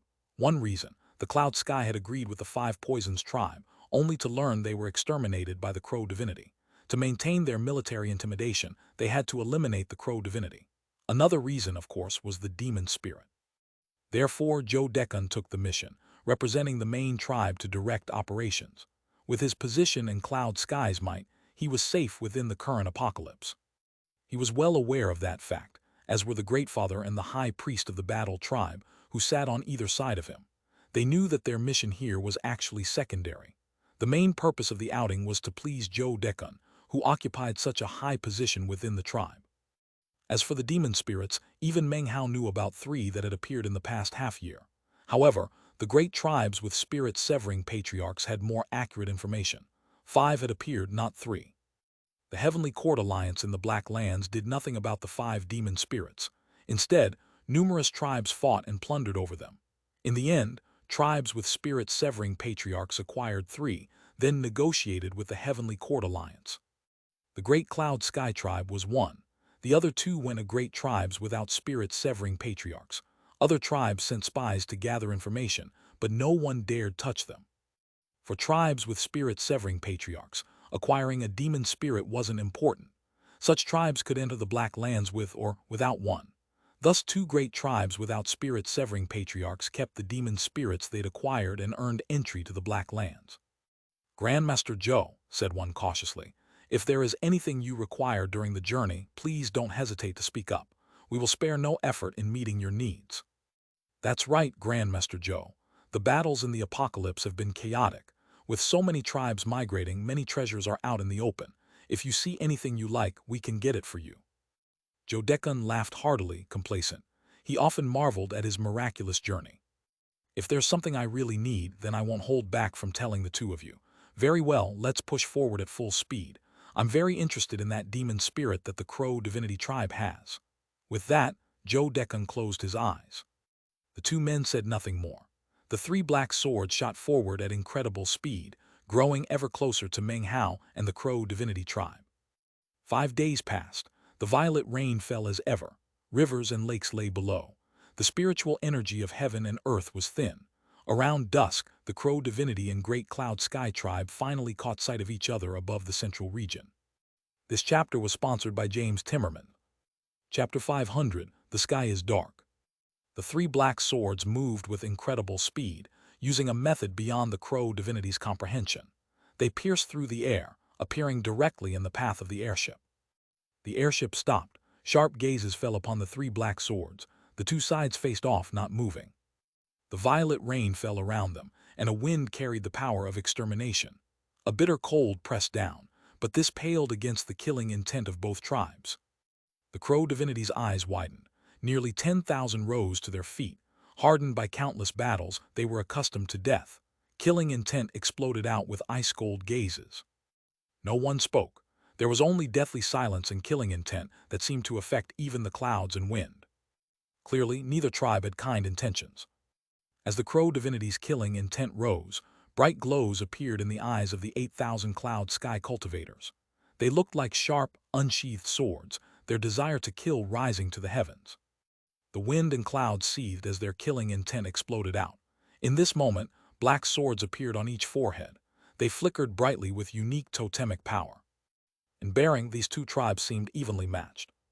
One was a famous battle tribe of the Cloud Sky tribe, an auxiliary of a great tribe with a spirit-severing patriarch. In battle prowess, even the main tribe respected them. The other had fought countless battles, experiencing life and death. Constant transformation and perpetual war had turned their blood to iron. In this moment, the two tribes sensed each other's valiance and power. The 8,000 Cloud Sky Battle Tribe members were about 80% of their tribe. They could see a will to fight in the Crow Divinity members, something rare. When the two middle-aged men saw the Crow Divinity and sensed their valiance, intense looks appeared on their faces. The entire Crow Divinity tribe has the same will. It's a killing intent that has been distilled into pure essence. You usually only see something like this in the elite members of great tribes.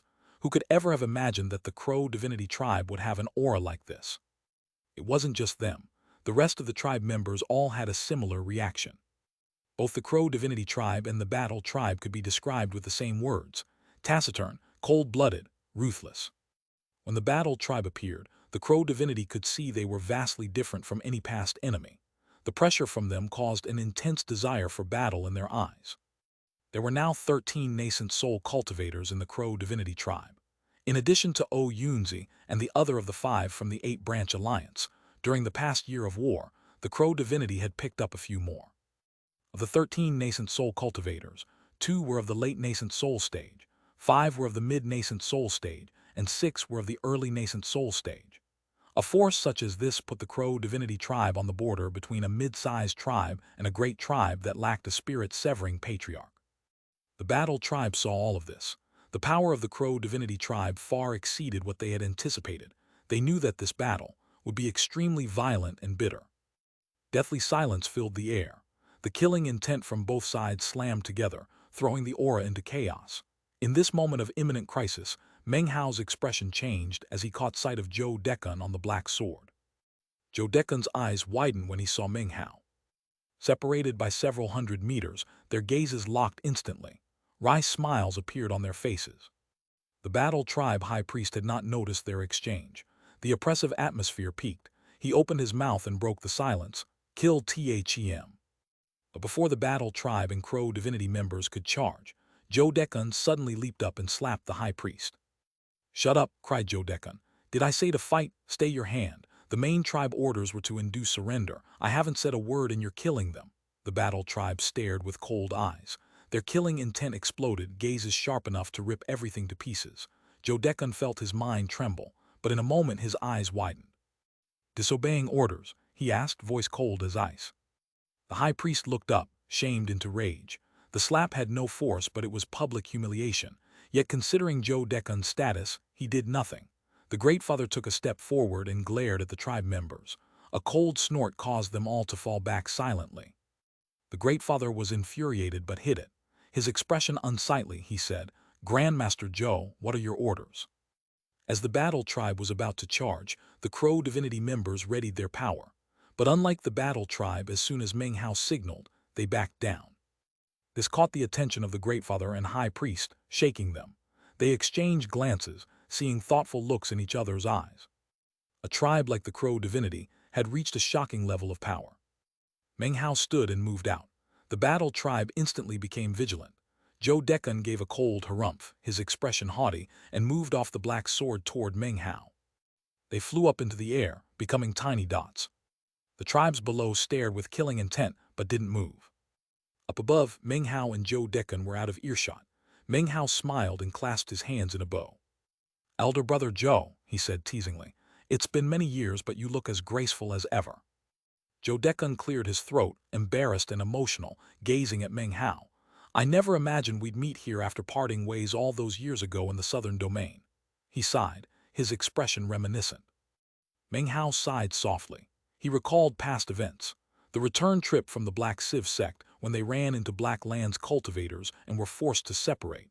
Never had he imagined meeting Zhou Decan again in the Black Lands and then the Western Desert. "So that alchemist in the Black Lands really was you?" asked Zhou Decan with a wry smile. He realized only Meng Hao could have been so powerful in pill concocting. When Zhou Decan thought back to Meng Hao backing down in Holy Snow City, letting him maintain his reputation, gratitude filled him. Over the years, gratitude fused with friendship into an enduring warmth. In the Western Desert, Meng Hao was Zhou Decan's only family. When Meng Hao looked at Zhou Decan, he thought of the Southern Domain, his master Chu Yuyan, all the people in the Violet Fate sect, Fatty and Chen Fan, and Su Qing. Their faces floated in his mind, clear and sharp. He realized he missed home. Except his home was in the state of Zhao, which had long since disappeared from the Southern Domain. Meng Hao and Zhou Decan began to chat, smiling and laughing, excited and passionate. As they recalled past years, they felt emotions rarely experienced. When Meng Hao recounted bitter difficulties, Zhou Decan was shocked. To him, Meng Hao's life was like an exhilarating adventure. When Meng Hao heard Zhou Decan's experiences, they seemed almost as miraculous as his own. After hearing Zhou Decan's story, Meng Hao smiled. "So, you are the Cloud Sky Main Tribe elder of the Tao of Alchemy, comparable to High Priest. You definitely wield much power and influence, elder brother Zhou. I can't help but admire you." Zhou Decan laughed, pleased with himself. Without realizing it, 4 hours had passed. While the two reminisced, the tribes below waited. The Crow Divinity tribe took the situation in stride. Meng Hao was their sacred ancient, and they were fanatically loyal. They didn't mind waiting. The Battle tribe was different. They stood taciturn. The Great Father and Priest exchanged suspicious glances, looking at the black dots above. They couldn't understand why Zhou Decan had taken 4 hours to convince the enemy to surrender. By now, the sky was growing dark. Note from Deathblade: I'm sure there will be haters of this chapter because there was no insane fight or plot revelation. I personally really liked the chapter and may or may not have shed a tear when reading it. I hope you enjoyed it too. Chapter 501. I'll escort you 500 kilometers, sir. Zhou Decan looked up and frowned. "It's getting dark, Meng Hao. Enough talk. You're in big trouble. The Cloud Sky Tribe dispatched their battle tribe to wipe you out because of the 5 poisons incident and your demon spirit." When he heard Cloud Sky Tribe, cold light appeared in Meng Hao's eyes. He said nothing. "Thankfully, I lead this group, so don't worry. I won't let anything happen to my junior brother." He slapped his chest vigorously. Zhou Decan was not young, but life's twists had treated him well, and he looked much younger than he was. "How many concubines do you have now?" laughed Meng Hao. "Not many. Last month I accepted an 8th. Zhou Decan's face glowed red and he coughed. "Never mind that. Junior brother, we're going to put on an act." He lowered his head and explained to Meng Hao. Meng Hao's eyes widened and he forced a smile. "Is that really a good idea?" He hesitated. "Don't worry, listen to your elder brother." Zhou Decan looked serious, so Meng Hao could only mutter and nod. A few moments later. "So, it turns out that you are the Crow Divinity tribe, who crushed over 1,000 tribes to rise to prominence. You are the most powerful force in the Western Desert North, a force that strikes fear into the hearts of even great tribes. My heart holds nothing but admiration for you. If we battle each other, there will surely be deaths and injuries. I, Zhou Decan, do not like to see blood. Also, the Chinese letter character in my name means virtue. Therefore, I will use virtue to make you surrender. I will give you 10 years, during which time I, Zhou Decan, will use virtue to make you surrender." Zhou Decan's shouting echoed out in all directions to be heard by both tribes. The Crow Divinity tribe reacted better than the Battle tribe, who all stared in shock. They were members of a great tribe and had heard stories. No matter how you looked at it, Zhou Decan didn't seem the type to win others over with virtue. The Battle tribe's Great Father and High Priest were the most stunned, completely baffled about what Zhou Decan was doing. After flying down, Zhou Decan and Meng Hao separated. Meng Hao suppressed his awkwardness and clasped hands to bow. So you are from the Cloud Sky tribe, the illustrious Grandmaster Jade, invincible in the Tao of alchemy and possessor of 8 concubines. I truly admire you, sir. Very well, I accept your wager. I will give you 10 years to use virtue to make me surrender. The more he spoke, the more awkward Meng Hao felt. Coughing, he headed back to his airship. The Crow Divinity members' eyes widened at his words. It felt strange hearing their sacred ancient say such things. To them, he was someone who could kill without hesitation. How could he speak this way? Excellent, cried Jade as he stepped back onto the black sword. He flicked his sleeve. Unfortunately, there must be a clear winner between us. If not, we could drink and chat and become friends for life. His emotional expression seemed genuine. I truly admire you, he continued loftily. You want to see how I'll win you over with virtue. Very well, proceed on your way. 3 days from now, I'll catch up with you. This is my promise and my first step in using virtue to make you surrender. The Great Father and High Priest's faces flickered. Grandmaster Joe, we can't do that. How will we find them? Are you trying to prevent me from using virtue to make them surrender? Said Jade, glaring. Meng Hao cleared his throat and looked at Jade strangely. He recalled the lines Jade had given him to speak, but he couldn't bring himself to say them. The Crow Divinity's airship shot off into the distance. Grandmaster Joe, cried the Great Father anxiously. As the Crow Divinity flew off, Jadekan's expression was lofty. The Great Father had no choice but to refuse pursuit. Have faith in the Cloud Sky tribe. We will make them surrender with virtue, Jadekan sighed inwardly. He'd prepared more words in response to Meng Hao. But our mission was to destroy the tribe, said the High Priest furiously. Do you lack faith in the Cloud Sky tribe, replied Jadekan solemnly, or in me? His status and position were much higher than anyone present, and he was the general.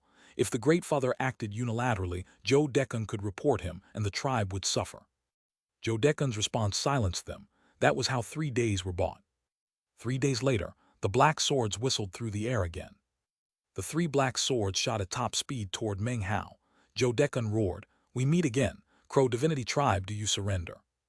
Killing intent boiled from the Crow Divinity. Clearly battle was imminent. The battle tribe suppressed their irritation and let their killing intent roar skyward. Meng Hao smiled wryly, took a deep breath, and responded as Jadekan indicated. We don't surrender. Ha ha ha, I knew you wouldn't. If you had, something would be wrong. Very well, 7 days before I chase you again. This is how you use virtue to make someone surrender. Meng Hao turned with a wry smile. The airship shot off. The Great Father and High Priest were enraged. Some battle tribe members howled and charged to block the Crow Divinity's path. Hold your hands, roared Jadekan. Are you rebelling against the tribe? His roar stopped them. The Great Father and High Priest's eyes were bloodshot as they glared at him. Jadekan gave a cold snort and set his jaw. His expression said, "What can you do to me?" He slowly opened his robe to reveal the command medallion of a tribe elder. Seeing it, the Great Father and High Priest could only suppress their rage and bow. Thus 3 months slowly passed. Do you surrender? You're still not ready. I know you won't, it doesn't matter. During the 3 months, every time the battle tribe caught up, Jadekan found excuses to let the Crow Divinity leave. The 3 black swords, despite being from a great tribe, began running out of resources. Their speed was reduced until soon they couldn't catch up. As months passed, the Crow Divinity became used to the situation. Every time the battle tribe caught up, they watched curiously. By now, they could see this old man Joe was actually good. On one occasion, the Crow Divinity was surrounded by another mid-sized tribe. The battle tribe appeared. Jadekan roared and, using virtue as pretext, forced them to attack. Finally, they vented their frustrations. Jadekan allowed the Crow Divinity to end the battle. Citing virtue, he let them take all spoils. Their eyes gleaming, they departed. Another month passed. The Great Father and High Priest were no longer upset. Jadekan allowed duels but not full-scale battle. Therefore, during the following months, the 2 tribes traveled nearly on top of each other. Occasionally, solitary cultivators would duel. Each duel consisted of 2 fighters, no more. Furthermore, as soon as the battle reached a critical, dangerous moment, Jadekan would immediately end the fight. As time passed, the battle tribe grew numb to the situation. They had long since figured out that Jadekan and Meng Hao knew each other and clearly had a deep relationship. Even the Great Father and the High Priest eventually gave tacit approval to the situation. They knew that in terms of position and status, they were inferior to Jadekan. Furthermore, he was the general. Therefore, all of the responsibility for the mission would naturally fall onto his shoulders. Therefore, they gave up on their desire to exterminate the Crow divinity tribe. Whatever orders Joe Deccan gave, they followed. Eventually, it got to the point that Joe Deccan and Meng Hao felt no need for any pretense. They would often set up a table in midair to chat and drink together. Slowly but surely, the members of the two tribes came to acknowledge each other. Soon, they even came to exist in harmony with each other. What caused the Great Father and the High Priest to be even more speechless was the fact that over the months of interaction, there were even members of both tribes who ended up becoming friends. There would often be visitors from either tribe who dropped by the other to exchange views regarding cultivation. The Great Father and High Priest could only smile wryly. After all, both of these tribes possessed strong killing intent. They had experienced countless battles and therefore took each other very seriously. They were worthy adversaries, and on top of that, in addition to being veterans of many battles, they were all cultivators. To be able to experience half a year of peace and calm like this was very rare. Everything was harmonious. Whenever they met enemies, there was no need for Joe Deccan to say anything. Instantly, the Battle Tribe and the Crow Divinity Tribe would join forces to go into battle. The Great Father and High Priest knew that their mission was a failure, so they did their best to ingratiate themselves with Joe Deccan. That way, they might be able to build up more goodwill with the main tribe. It was in this way that time went by. The Battle Tribe and the Crow Divinity Tribe put on a strange show with their close interaction and occasional pretense of fighting. By now, the Crow Divinity Tribe had passed through most of the Western Desert Central region and were approaching the border of the South region. One day, a succession of 3 jade slips arrived to the Battle Tribe. They contained wrathful messages from the Cloud Sky main tribe demanding an explanation and ordering the Battle Tribe and Joe Deccan to return immediately. The mission to destroy the Crow Divinity Tribe was now given to another auxiliary tribe. Joe Deccan sighed. He knew that he would not be able to escort Meng Hao any further than this. This chapter was sponsored by James Timmerman. Chapter 502, Flying Locust Tribe. When it came time to leave, both Meng Hao and Joe Deccan were reluctant. The tribes stared at each other silently. Neither wanted to fight anymore. Instead, they respected each other. The Battle Tribe was in a better situation. They knew the Crow Divinity would soon face another Cloud Sky auxiliary branch than the fearsome South region. Every tribe that slaughtered their way into the South from the East, West, North, and Central regions was incredibly valiant. Those without demon spirits roamed near the Black Lands, hoping for tribes with them to arrive. It was like waiting by the tree stump for more rabbits to come and crash into it. That was their only hope for survival. The Great Father had gotten to know the 2 late nascent soul cultivators of the Crow Divinity. As they parted, he sighed emotionally. No one could have predicted these tribes would form such a relationship over half a year. The members of the Battle Tribe clasped hands. "Take care." The members of the Crow Divinity Tribe clasped hands and bowed in response. Joe Deccan was quiet for a moment as he looked at Meng Hao. Finally, he sighed. "Junior brother, if you ever make it back to the Southern Domain, please find Master and kowtow to him for me. The year he came to the Black Lands, he accepted me as an apprentice. He told me that my path is not in the Southern Domain, but out in the rest of the world. I really want to go back to the Southern Domain. One day, if I don't perish, then I, Joe Deccan, will definitely return there and return to the East Pill Division. Junior brother, you must take care of yourself on your journey. I can only escort you to this point. In 3 days, the Flying Locust Tribe will arrive. Their mission is to exterminate you. Junior brother, the time has come to part. I have nothing that I can offer to you as a gift except for this." Eyes glittering, Joe Deccan waved his right hand, causing 10,000 neo-demons to fly out from within his bag of holding. Each one possessed incredible cultivation bases. They instantly flew out into the air, roaring, their auras clearly extraordinary. "This is my personal neo-demon horde, though I can't control them. In the Western Desert, neo-demons are valuable, so I give them to you." As they appeared, they became chaotic. Meng Hao glanced them over, then caused demonic chi to emanate from his body. The neo-demons quivered as they looked at Meng Hao. They roared, no longer in disturbance. Joe Deccan looked over at the Battle Tribe. "Battle Tribe Great Father and High Priest, I will never forget the spirit of cooperation you have shown these days. I will take all responsibility for this mission. However, at the moment, I would like to ask you to lend me some neo-demons. When we get back to the tribe, I will think of a way to repay you." 8,000 Battle Tribe members stood there silently. Slowly, Each and every one produced 2 or 3 neo-demons. In total, 20,000 were delivered over. They had no dragoneer, only personal neo-demons, each of which was not low-level. The sight of the 20,000 neo-demons caused Meng Hao to be visibly moved. To any Western desert tribe, this represented a vast amount of wealth. Meng Hao looked at Zhou Dekun. Zhou Dekun looked back and took a deep breath. He spoke in a family tone, "Don't refuse, junior brother. This is how I help you. Meng Hao, take care." Deep warmth filled his heart. They looked at each other and Zhou Dekun gave Meng Hao a firm embrace. "Take care." Zhou Dekun turned and flicked his sleeve. The battle tribe gave the crow divinity one last glance before the black swords whistled off into the distance. Only the crow divinity tribe remained floating with 30,000 neo-demons. Meng Hao watched Zhou Dekun leave. After a moment, he took a deep breath and turned. He slowly wiped emotion from his face, making it ice cold again. He waved his hand, sucking the 30,000 neo-demons into his bag. During the half-year, he'd lost 50,000 neo-demons, including food.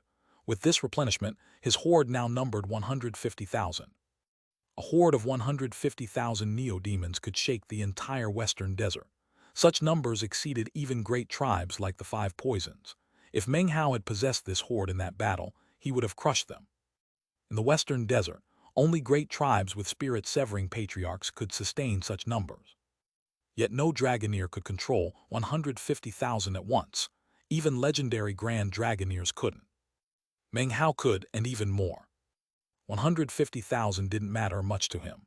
He didn't use his cultivation base to control them but demonic qi. He could control 150,000, 300,000, even 500,000. Meng Hao and the crow divinity had risen to prominence through battle. They could now challenge even great tribes. "We're more than halfway," said Meng Hao. "Once we leave the central region, the south region is next. Beyond that are the Black Lands." Meng Hao flicked his sleeve, and determination gleamed in the crow divinity members' eyes. Their airship whistled into motion, transforming into a beam of colorful light. 3 days later, Meng Hao looked toward the border between the central and south regions. The north had become a sea, and the east, west, and central regions couldn't escape. Seawater flowed in as lakes joined and rose. No plains were visible. Mountain valleys became underwater graves. The violet rain pounded down. The seawater grew deeper. Everywhere turned to sea. Some areas resembled islands, but death aura rose everywhere. Spiritual energy was no longer thin. It was gone. Hope lay only in the south, the highest elevation and only place not flooded. But countless tribes must gather there, probably overrun. The crow divinity were no longer weaklings. They were fierce and intrepid, a tribe others feared. "We're on the final home stretch," Meng Hao said, taking a deep breath as the airship shot through the air. As they neared the border, his eyes suddenly glittered with killing intent. He turned back to look at the sky. A yellowish glow shot toward them from the distance. Buzzing sounds echoed out before it got close. The glow was countless winged locusts, hand-sized and fierce, tens of thousands, enough to blot out the sky. More than 7,000 cultivators scattered among the locusts, disdain on their faces as they shot toward the crow divinity tribe. Among the 7,000 cultivators were 12 old men with cold, arrogant expressions. One of them suddenly said, "We are the flying locust tribe of the great cloud sky tribe. Crow divinity tribe, hand over your demon spirit. We will give you the space of 3 breaths to convince us why we shouldn't exterminate your entire tribe." Almost as soon as the words left his mouth, someone began to speak. 1, 2. Before the third word could be uttered, the killing intent of the crow divinity tribe exploded out. At the same time, Meng Hao, his expression the same as ever, waved his right hand. As he did, 10,000 and then 30,000 neo-demons appeared, roaring. "Small tribes are small tribes," said another of the 12 old men. "If you dare to attack the great cloud sky tribe with a trifling horde of 30,000 neo-demons then—" Before he could finish speaking, his eyes went wide with disbelief. That was because the neo-demons didn't stop at 30,000. Instead, their numbers grew to 40,000, 50,000, 60,000.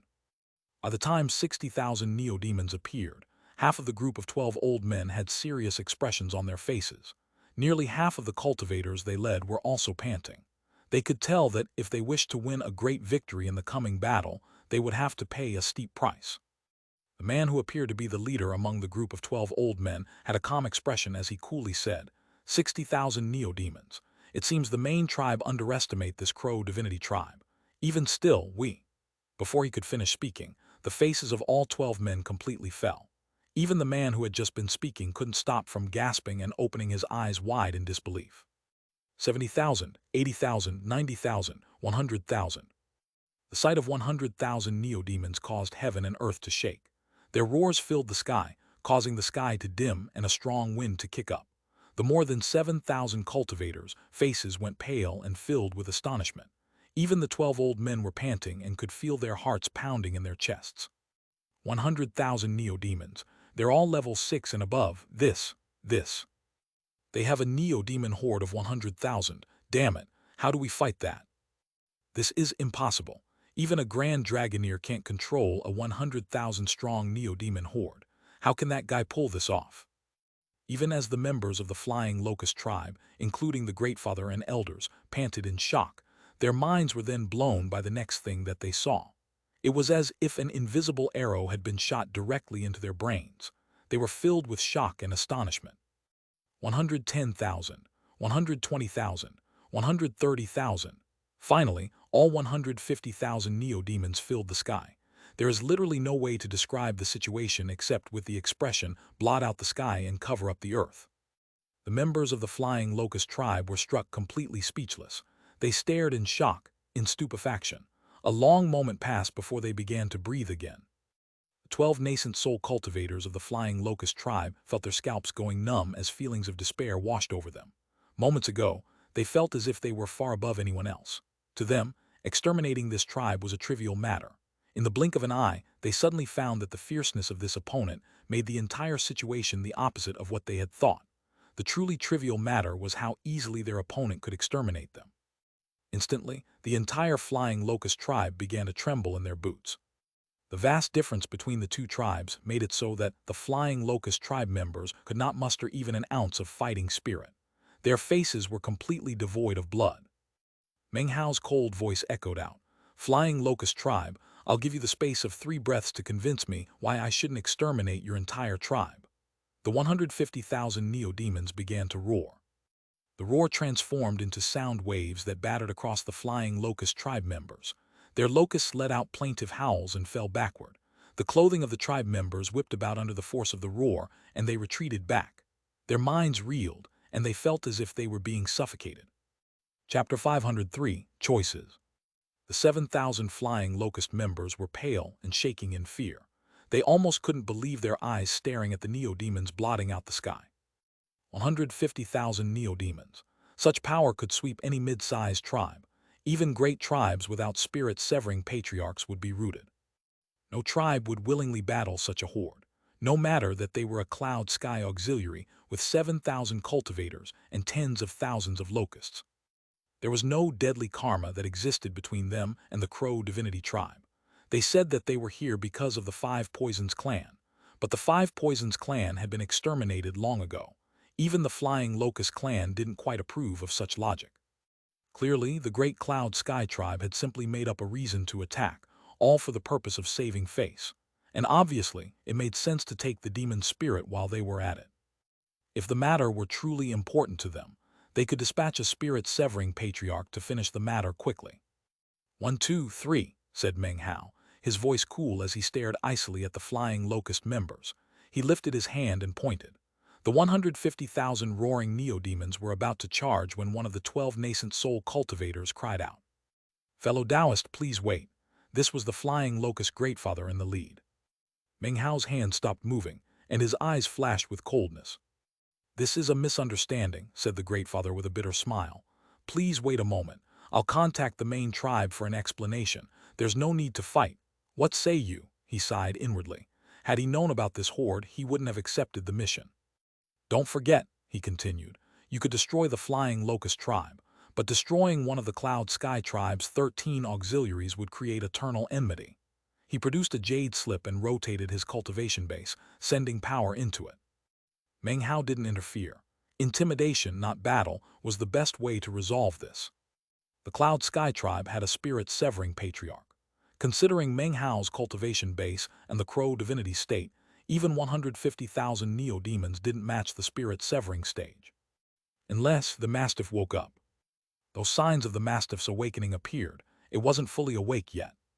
Showing power to intimidate was the best choice. Tribes decided based on cost and benefit. Meng Hao knew from Zhou Deccan that the Cloud Sky tribe wasn't extremely interested in demon spirits they could do with or without. They'd acquire a demon spirit if the price was low, but if acquiring one cost heavily, they'd likely give up. There was no true enmity between the tribes. Furthermore, the apocalypse was reaching a critical juncture. Even great tribes were in danger. Obviously, they wouldn't suffer damage needlessly. This gave Meng Hao his confidence. The jade slip glowed with green light. The light expanded, becoming blinding. Gradually, it formed into an illusory figure.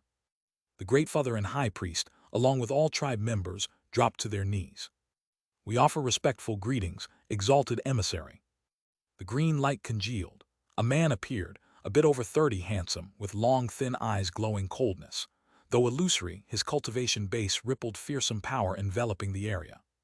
He glittered green light, looking over Meng Hao and the 150,000 neo-demons. His pupils constricted, then he looked at the Crow divinity members. He sensed their killing intent and was clearly surprised. A horde like this shocked him, and a tribe like the Crow divinity felt like a battle tribe. Finally, his gaze came to rest on Meng Hao, and his eyes narrowed. "Eccentric bloodface," he said slowly, the title people in the Bridge Ruins realm had given him. The Crow divinity's rise hadn't gone unnoticed in recent years. With more attention, Meng Hao's identity had been revealed. A blood-colored mask was quite unique. Of course, the origin of Meng Hao's demon spirit had also been uncovered. "It's too bad that during the last appearance of the realm of the Bridge Ruins, I, Zhao, was in secluded meditation. Therefore, I didn't go. However, I heard of the matter afterward from Su Bai of the Great Black Dragon tribe and Chen Mo of the Great Demon Talisman tribe.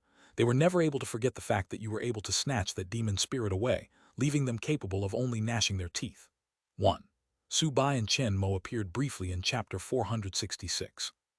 Meng Hao's expression was cold as he looked at the illusory image of the green-robed man. He said nothing. However, the coldness in his eyes seemed to grow deeper. "You may choose to exterminate this flying lotus tribe that you see in front of you," continued the man slowly. "However, the price you will pay is that the Cloud Sky tribe will employ all of its forces to completely wipe you clean off the map. On the other hand, you could choose to come over and pledge allegiance to us, thus becoming an auxiliary branch of the Great Cloud Sky tribe. You have two paths to choose from. I await your response." The man looked over, smiling. The killing intent of the Crow divinity tribes grew even more apparent. They stood there silently, as did Meng Hao. When it came to the two options presented to them by the Great Cloud Sky tribe, the only one which allowed them to continue to exist involved surrendering. As one could imagine, if they surrendered and pledged allegiance, then it would secure them a spot in the Black Lands as well as safe passage there. However, what they would lose would be freedom. For generations to come, there would be no freedom. Meng Hao did not have the right to make such a decision. He looked over his shoulder to look at the 10,000 members of the Crow divinity tribe. There were less than 1,000 who were original cultivators of the 5 Crow divinity tribes. Wu Chen was there, as well as Wu Ling. They had experienced the fires of war and had long since grown up. As for all the other new members of the tribe on this long road of war, they had come to rely on the Crow divinity tribe. At first, it seemed as if they had lost their freedom. In truth, they had long since become an integral part of the tribe. Meng Hao's gaze swept over them. What he saw was reticence. It was a reticence filled with pride. It said, "I would rather die than live without my freedom." That was their decision. The 150,000 neo-beasts let out agitated howls as they hovered there, filling the sky. Their eyes glowed with the thirst for blood. Meng Hao looked back at the green-robed man. When he spoke, his voice echoed out in all directions. "The Crow divinity tribe will not choose to become an auxiliary tribe. If the Cloud Sky tribe wishes to fight, then the Crow divinity tribe will fight." As he spoke, the killing intent of the Crow divinity tribe exploded up.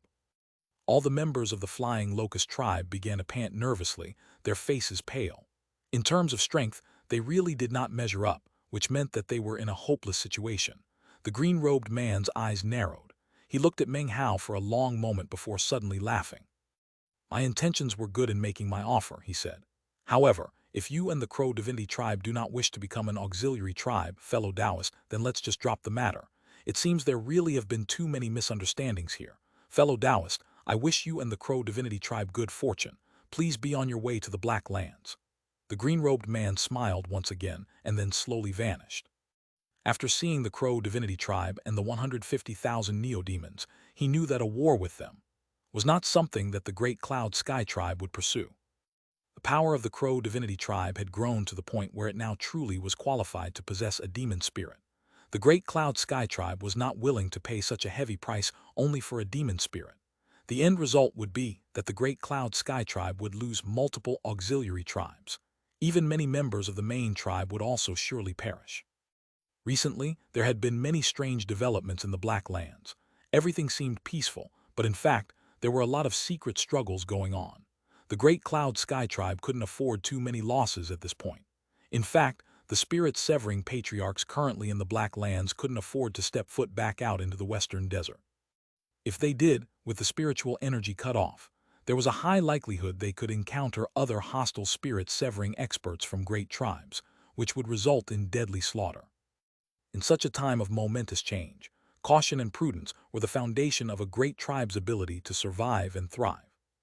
The flying locust tribe greatfather was finally able to let out a sigh of relief. He suddenly had a much better understanding of why the battle tribe hadn't been willing to go fight earlier. In his opinion, opting not to fight was definitely the sensible choice. Anyone who ran into a tribe as fearsome as the Crow Divinity Tribe would surely feel their scalp go numb immediately. He looked at Meng Hao, clasped hands and bowed. Then he retreated at top speed, taking his 7,000 tribe members and tens of thousands of locusts with him. They transformed into a yellow cloud that shot off into the distance. In a short moment, there was no trace of them at all. Meng Hao waved his hand, not to collect the Neo-Demons, but rather, causing them to fly in formation around the airship. The airship then began a speed through the air, accompanied by 150,000 Neo-Demons as it headed forward. Finally, it shot out from the Western Desert Central region into the Western Desert South region. From this point, it was only half a year to the Black Lands. As the Black Lands grew nearer and nearer, Meng Hao's eyes began to grow brighter and brighter. The members of the Crow Divinity Tribe were filled with excitement and anticipation, and their killing intent even more intimidating. Each and every member knew that the difficulty of this last leg of the journey would vastly exceed anything from before. Right now, the Crow Divinity Tribe was completely different than it had been before. It had completely risen to prominence. This tribe could cow great tribes with spirit-severing patriarchs. It could sweep over mid-sized tribes. As for great tribes that had no spirit-severing patriarch, if they dared to block their path, then the Crow Divinity Tribe would fight. They would not shrink back. They continued ever forward, their killing intent shocking. They were like a sharp, unsheathed sword. 150,000 Neo-Demons roared and howled, shaking everything around them like a heavenly sea of beasts. Standing atop their battleship, the members of the Crow Divinity Tribe proceeded onward, ready to brave any wind or waves that battered against them. This chapter was sponsored by Alan Tam. Chapter 504, South Cleaving Pass. 3 months had passed. They were now deep into the Western Desert South region. The members of the Crow Divinity Tribe had expected an unprecedented campaign of constant battles. During those 3 months, they encountered only a few dozen tribes, 2 of them great tribes with no spirit-severing patriarch, but not a single battle resulted. The reason was simple. The sight of Meng Hao and the Crow Divinity Tribe was too fierce. Their savagery had reached a point where people gasped at the mere sight of them. No one dared attack, whether or not the Crow Divinity Tribe had a demon spirit. The tribe numbered over 10,000, with killing intent that reached the heavens. They had been baptized in fire. Each member seemed equivalent to the elite experts of great tribes. It was enough to intimidate anyone. And the 150,000 Neo-Demons, the mere sight of them caused minds to spin and hearts to fill with astonishment. Such an enormous Neo-Demon horde could trample any tribe in the area, could determine whether a tribe lived or died. No other tribe would dare attack such power. Because of the battles, the name of the Crow Divinity Tribe had spread throughout the land. They were famous across the Western Desert. All tribes knew of this group that had started with only 1,000 strong. It emerged from the Western Desert North region, traveled a path of war, slaughtered countless tribes, fought for years, won again and again, grew stronger. Now they had reached a terrifying level of power. Such fame and influence meant that, after the Crow Divinity Tribe reached the Western Desert South region, no one dared stand in their way for 3 entire months. In fact, many Western Desert cultivators viewed the Crow Divinity Tribe, the Black Dragon Tribe, and the Heavenly Wind tribe as the most powerful tribes without spirit-severing cultivators. All three of these tribes possessed demon spirits. One was from the east, one from the west, one from the north. These three shocking tribes had slaughtered their way out from three different directions. The Crow divinity's fame was astonishing, and their rise to prominence was already a legend. The Black Dragon tribe once had a spirit-severing patriarch, but his longevity had reached its end. When the Violet Rain came, this all-powerful figure passed away and returned to dust. His death cost them their qualification to enter the Black Lands, but they snatched a demon spirit and rose to prominence once more. The Heavenly Wind tribe was more mysterious. Coming from the east with little known about their campaign, they rose to prominence only after acquiring a demon spirit. Currently, these three great tribes were the most powerful acknowledged. During the 3 months of travel, nothing shocking happened, and they didn't stop to rest. Right now, they stood atop their airship, finally having arrived at a shocking stretch of mountains which rose up in front of them. The mountain range stretched as far as the eye could see, with lightning falling from above in constant waves, sending crashing booms in all directions. It seemed like the wall of a prison, completely sealed. This was the location of South Cleaving Pass. These mountains split the Western Desert South region into two parts, one purely part of the Western Desert, the other adjacent to the Black Lands. To reach the Black Lands, one had to pass through this gap. This was not a naturally occurring mountain range. Tens of thousands of years ago, southern domain cultivators made counter-incursions into the Western Desert. The tribes of the Western Desert and all their powerful experts spent several hundred years raising this mountain range. It contained ancient spell formations that caused the lightning to remain permanent. What appeared to be lightning was really a collection of countless sealing spells created by divine abilities and magical techniques. It completely sealed off the rest of the continent, a door that, once shut, was impossible to break through. Because of that, the great army of the southern domain was stopped outside and eventually left. The pass became famous and was kept in place. There was only one way in and out. In that key spot, an enormous city was built, South Cleaving City.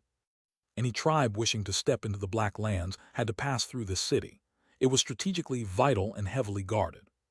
The Sea Demon tribe guarded it, a great tribe with no spirit-severing patriarch. Despite their lack of a patriarch, they were intrepid and valiant. Because they had been in the south all along, they experienced few losses. Their control of the city made them grow ever more powerful. During the years in the city, the Sea Demon tribe made a rule. Any tribe wishing to pass had to pay half their resources, including spirit stones and neodemons. Tribes inferior to the Sea Demon tribe who chose not to pass camped in the area, hoping the higher elevation would prevent the seawater from spreading to them. Those who chose to pass could only endure the exploitation. Tribes powerful enough to threaten the Sea Demon tribe had no choice but to pay, knowing the tribe was in front of them and bandit tribes were behind them.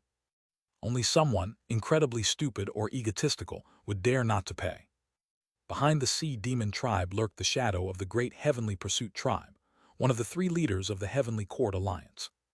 On this day, the Crow divinity's battleship shot through the air, parting the clouds as it entered South Cleaving Pass. They were accompanied by 150,000 neodemons. Below, scattered tribes camped at the bottom of the pass looked up in shock. Tens of thousands of cultivators from various tribes were camped out below. As they looked up, discussions broke out. That's the Crow divinity tribe. That guy in the front must be eccentric Bloodface. According to the legends, he's vicious and merciless.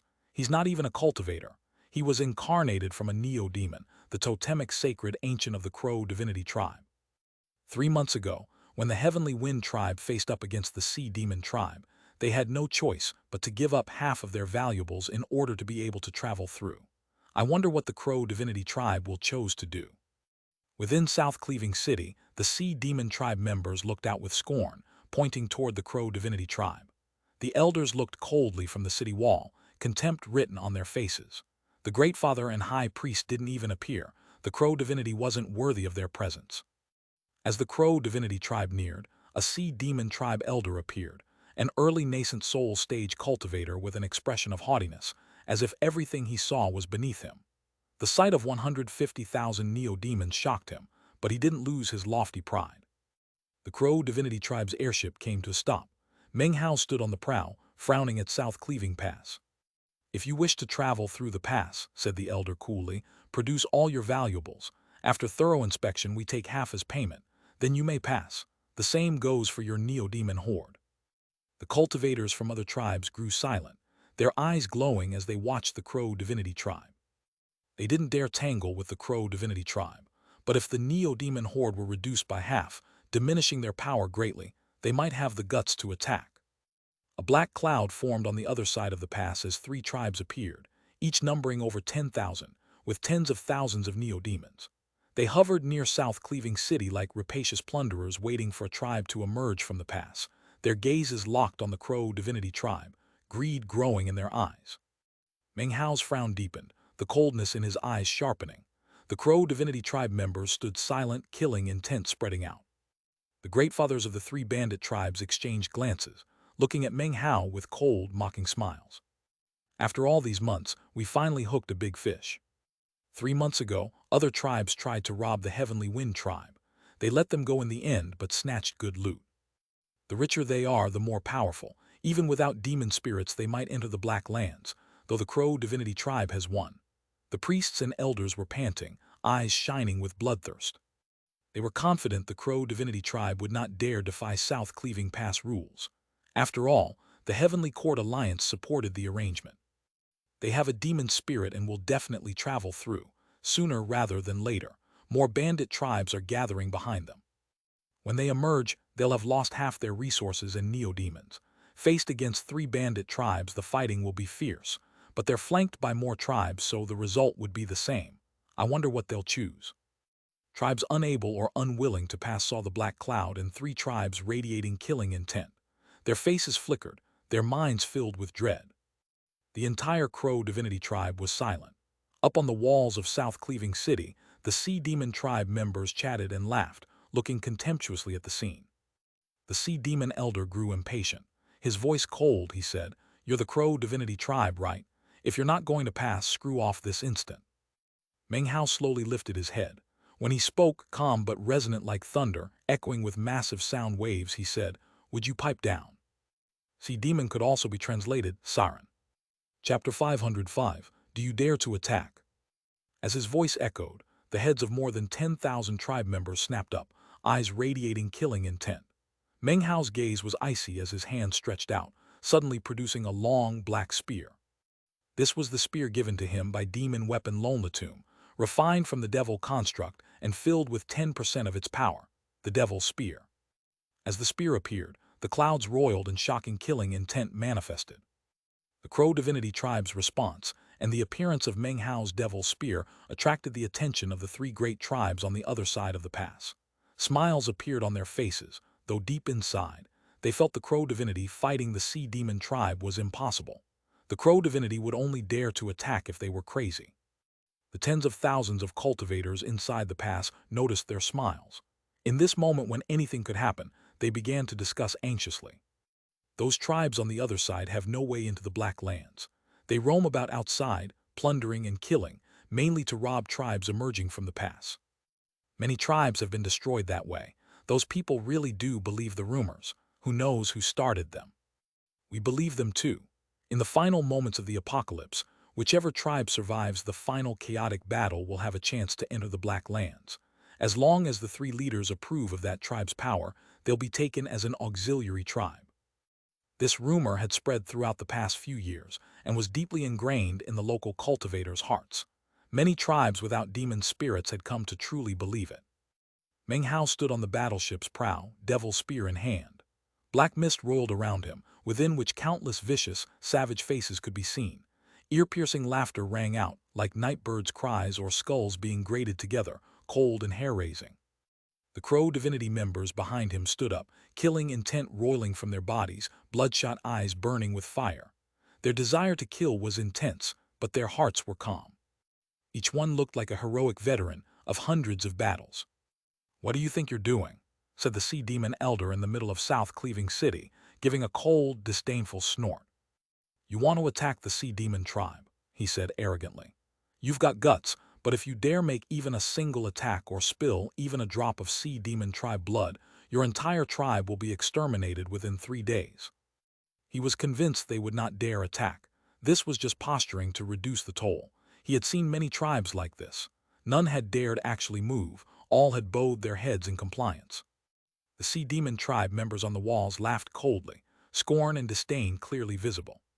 The tens of thousands within the pass panted as they stared at the Crow Divinity tribe. Will the Crow Divinity tribe actually dare to attack? I don't believe it. Since the apocalypse began and the sea demon tribe took over, no tribe has attempted to attack the pass. The Crow Divinity tribe is just saber-rattling. The atmosphere above was incredibly tense. Suddenly, coldness sprang from Meng Hao's eyes. The sea demon elder, arrogance at its zenith, suddenly said, "Why haven't you attacked yet? I'm waiting for you, trifling northern tribe. You dare act ferocious, but will you have the gall to actually attack? In fact, as of now, I forbid you from saying you won't attack. Even if you get on your knees and beg, forget about paying only half. You will pay all your resources and all your neo-demons." Meng Hao suddenly flung out the devil's spear. The pitch-black spear shot like lightning through the air, rumbling as it flew. A shrill screaming sound echoed, the air being torn to pieces. Below, cultivators saw a black beam ripping through the air, emanating a shocking aura as it shot toward South Cleaving Pass. Black mist surrounded the spear, within which were maliciously laughing faces. The laughter echoed out, causing all hearts to tremble. In the blink of an eye, the spear crossed the distance to the sea demon elder, appearing directly in front of him. His heart trembled as a fierce wind blasted against him, a sharpness filling his chest with stabbing pain. His clothing whipped, his hair was thrown into disarray, feeling as if he were being strangled. He retreated without thinking. He had never imagined the Crow Divinity tribe would actually dare to attack. Astonishment filled his mind, along with countless questions, making it impossible to dodge. He couldn't dodge even if he wanted to. They actually attacked. They did. The elder's eyes went wide, his pupils constricted. Black mist suddenly filled his vision. All onlookers watched wide-eyed as the black spear stabbed directly into his chest, tearing apart his clothes, shredding his flesh and blood. It pierced his heart, carrying him as it screamed through the air. Blood sprayed from his mouth. He looked down in disbelief at the devil's spear vibrating in his chest as it carried him through the air. How is this possible? Massive amounts of mist poured from the spear like countless black snakes, flowing into the elder's eyes, ears, nose, and mouth, burrowing into his pores. Countless bloodthirsty faces pounced as the mist sank into him, their chewing sounds accompanied by the elder's blood-curdling screams. Those screams were filled with indescribable pain, unprecedented brutality that made an early nascent soul cultivator scream so. The devil's spear slammed into the city wall. Cracking sounds echoed as fissures spread across the wall, the elder impaled upon its surface. But only black mist could be seen. The horrific screaming had long since ceased. Everything was deathly quiet. Meng Hao lifted his hand in a grasping gesture, his expression unchanged. A droning sound echoed as the spear dissipated, its black mist of countless vicious faces dispersing and shooting back toward Meng Hao, eager to report success. The middle of the mist revealed no body, only a skeleton. The bones were covered in bite marks, many completely crushed. Without the spear to hold it, the skeleton crumbled and fell. Only a few pieces remained in the city wall's cracks. The sea demon tribe members were instantly shaken. The tens of thousands below stared wide-eyed. The three bandit tribes on the other side had similar reactions. The scene was completely shocking, causing them to pant in disbelief. No one had predicted the Crow Divinity tribe would actually attack, that Meng Hao would be so audacious as to slay a sea demon elder. Everyone felt their heads were about to explode, all thinking the same thing. The Crow Divinity tribe did the unthinkable. The tens of thousands within the pass stood still. Only panting could be heard as they looked at Meng Hao. It was as if they were seeing them for the first time. They were overwhelmed with shock. Meng Hao's decisiveness, the awe-inspiring devil's spear, the shocking attack, these crashed like lightning through their minds. This scene would be unforgettable. The three tribes, who moments ago had greedily eyed the Crow Divinity tribe and laughed at them, now felt thunderstruck. Ordinary members, priests, and even great fathers were breathing heavily with amazement. How could they have imagined the Crow Divinity tribe would actually make a move? And they didn't just attack, they killed someone. Such decisiveness, such killing intent, such a desire to exterminate filled these tribes' hearts with madness. Their confidence in defeating this opponent was instantly shaken. Fear suddenly blossomed. The Sea Demon tribe was the most shaken. Every member had been incapable of believing what they just witnessed. They simply didn't believe someone would dare attack the Sea Demon tribe.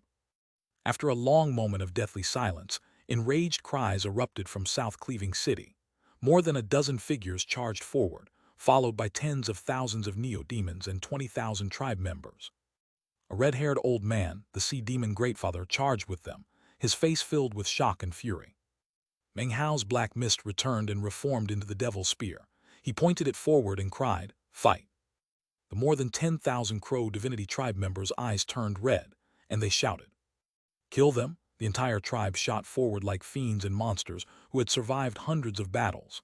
Dense killing intent accompanied them, dimming the sky. Clouds amassed, as if they surged from the depths of the Yellow Springs as they charged toward South Cleaving City. 150,000 neo-demons appeared, bloodthirsty and furious, blotting out the sky as they charged the pass. This chapter was sponsored by Alan Tam. Chapter 506, South Cleaving Sentinel. Boom shook the sky and explosion shook the earth. South Cleaving Pass trembled. Close quarters fighting echoed about. The more than 10,000 Crow Divinity members had bloodshot eyes as they fought with frenzied madness, employing magical techniques and the explosive power of 5 elements totem tattoos. An indescribably shocking aura rose up. In the blink of an eye, a massacre began. Wu Chen was no longer a youth but a grown man, not from the passage of time, but from baptism in fire and blood. He looked mature, his face grave and stern, his eyes filled with veins of blood, his body radiating killing intent and coldness. He attacked, wood-type totems appearing. Glowing lights surrounded his hands as he lifted a severed head high. Blood dripped down his arm as he howled at the sky. Similar scenes played out around him. The Crow Divinity members held severed heads to the sky, their auras shocking. War was like breathing to them. They were long since accustomed to it. Years of campaigning and countless deaths meant they didn't pay attention to the difference between life and death. Their determination to enter the Black Lands only grew stronger. Such determination filled them with a mad desire to slaughter anything in their way. Their attacks were neat and tidy, kills swift. The sight of blood spraying fueled their bloodthirsty desire to kill. "Kill them!" the shout echoed from more than 10,000 Crow Divinity voices, their roar filled with killing intent rising to the heavens. The sea demon tribe's hearts were shaken, their faces growing pale, their bravery draining away. They fell back. The massacre, the display by each Crow Divinity member, made their tribe a tempest of slaughter sweeping across South Cleaving Pass. After only a few breaths, the sea demon tribe had lost several thousand cultivators. They were incapable of withstanding even a single attack. This cannot be a tribe from the north. The North region has no tribes like this. Only great tribes with spirit-severing patriarchs have such battle tribes. Disbelief filled the sea demon tribe members' minds, turning to wellsprings of fear. They trembled inside. Miserable screams echoed, filled with despair and terror. It had been a very long time since the sea demon tribe experienced war. In the past they'd had glories, but after the apocalypse, they only encountered submissive tribes. This was their first encounter with a tribe attacking with such savagery. Their fury had turned to dread. Screams echoed in all directions. The tens of thousands below watched with wide eyes and gaping mouths, panting blankly at what was happening. The sounds of slaughter filled their ears, courage washed away by wailing.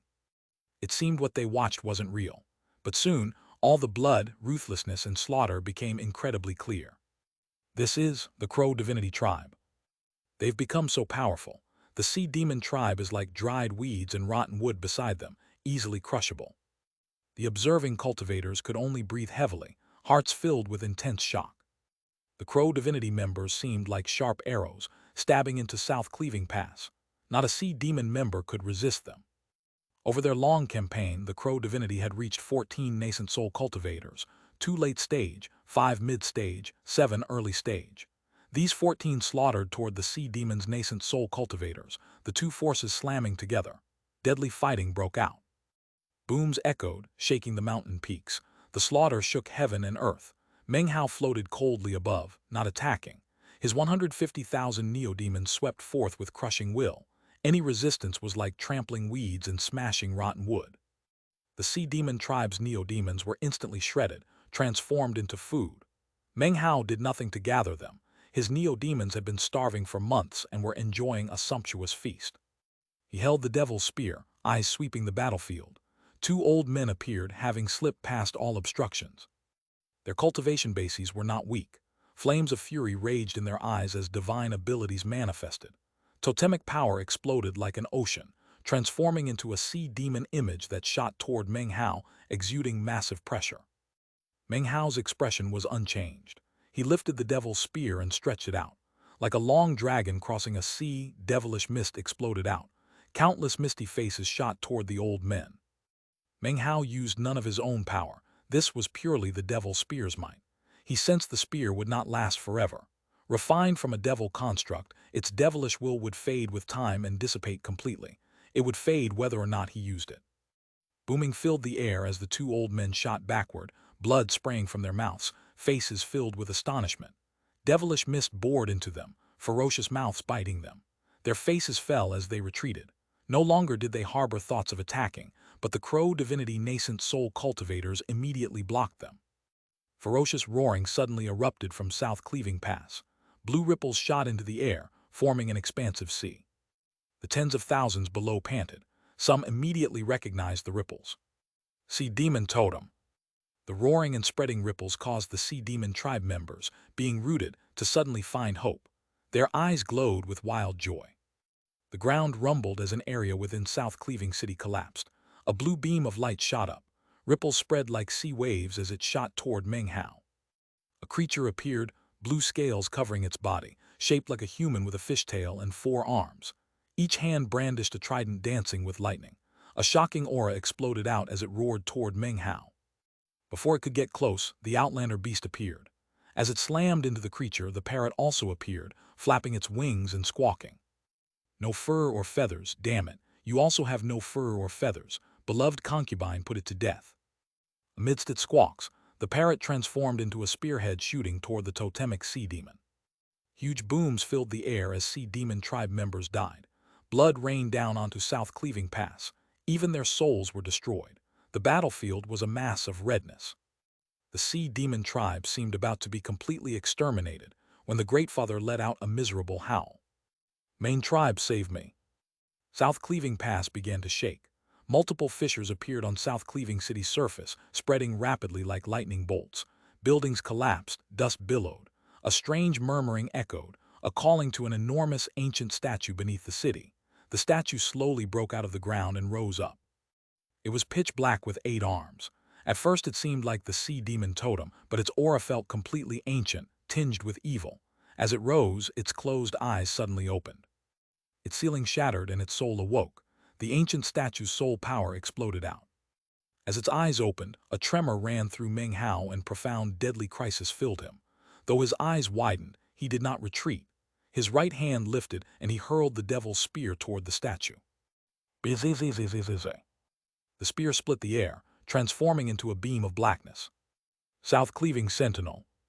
I read about that in ancient records. 100 were created in the western desert to defend against southern domain cultivators. That's a South Cleaving Sentinel.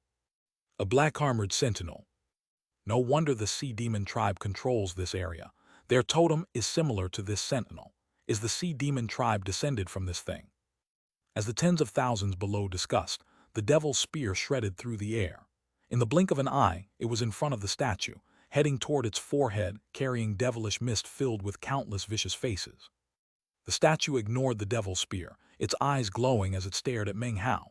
As the spear reached its head, its lips moved and it spoke a word. Psyche. Meng Hao's body trembled and blood sprayed from his mouth. He tumbled backward, face pale, as if his soul were being ripped to shreds. Intense pain stabbed through his entire body. This one word carried the power to destroy anything the statue looked at. Meanwhile, the 3 bandit tribes exchanged glances. The 3 great fathers stepped forward. They dared attack the Guardians, the sea demon tribe. This is an opportunity we can't pass up. Hearing their great fathers, the 3 bandit tribes instantly shot toward South Cleaving Pass. They saw Meng Hao had been injured. The tide had changed. Now was their chance to slaughter and plunder. Chapter 507, Black Dragon Tribe. As the 3 bandit tribes charged, further back in the pass, a black dragon roared. Several thousand meters long, it bore over 10,000 cultivators, each with a black cord around their wrist. Killing intent pulsed from the cords. The cultivators' garments were simple, their faces hard, their gazes cold, similar to the Crow Divinity tribe's expressions. The main difference was the black dragon mark on their foreheads. This was the great black dragon tribe. They once had a spirit-severing patriarch and shined gloriously for 1,000 years. When their patriarch perished, they plundered a demon spirit and slaughtered their way out from the western desert east region. Now they had finally arrived at South Cleaving Pass. Their tribe of close to 100,000 had been reduced to about 10,000, more than 70% perished. Still, this was the great black dragon tribe, strong enough to strike fear into western desert cultivators' hearts. Behind the black dragon was a rope festooned with skulls. More than 100,000 skulls were threaded onto the black rope, which was woven together to form something almost like a cape. It fluttered in the air as the black dragon flew, casting a shadow over the land beneath. An aura of death surrounded it, and it was even possible to hear the sound of mourning souls that were sealed within the skulls, struggling to free themselves. These were the skulls of enemies killed by the Black Dragon clan in the battles on their journey. They were trophies of war, used to shock the surrounded thieves and robbers. On the head of the Black Dragon were 8 cultivators. Most were old men with cold eyes, who made the tribe as a whole seem like a sharp, unsheathed blade. Among the 8 men was a younger man who stuck out from the rest. He was extremely muscular and very tall, about a head taller than the average western desert cultivator. He wore a simple black garment, and a fierce black dragon totem tattoo could be seen on his forehead. He looked rugged, and his eyes shone with a bright light. Around his right wrist was wrapped a black cord. It seemed ordinary and didn't appear to have any unusual characteristics, as if it were just a traditional ornamentation of the Black Dragon tribe. This person was none other than Subai. Years ago in the realm of the Bridge Ruins, he and Chen Mo of the Great Demon Talisman tribe had attempted to snatch a demon spirit only to have it grabbed by Xianxia. In the end, the 3 of them had watched wide-eyed as Meng Hao attacked, and then managed to grab the demon spirit for himself. They gave chase, but Meng Hao was too fast. Then, Xianxia interfered, forcing Subai and Chen Mo to give up. It was with great regret that Subai left the realm of the Bridge Ruins. At the same time, he was left with a deep impression of Meng Hao and Xianxia.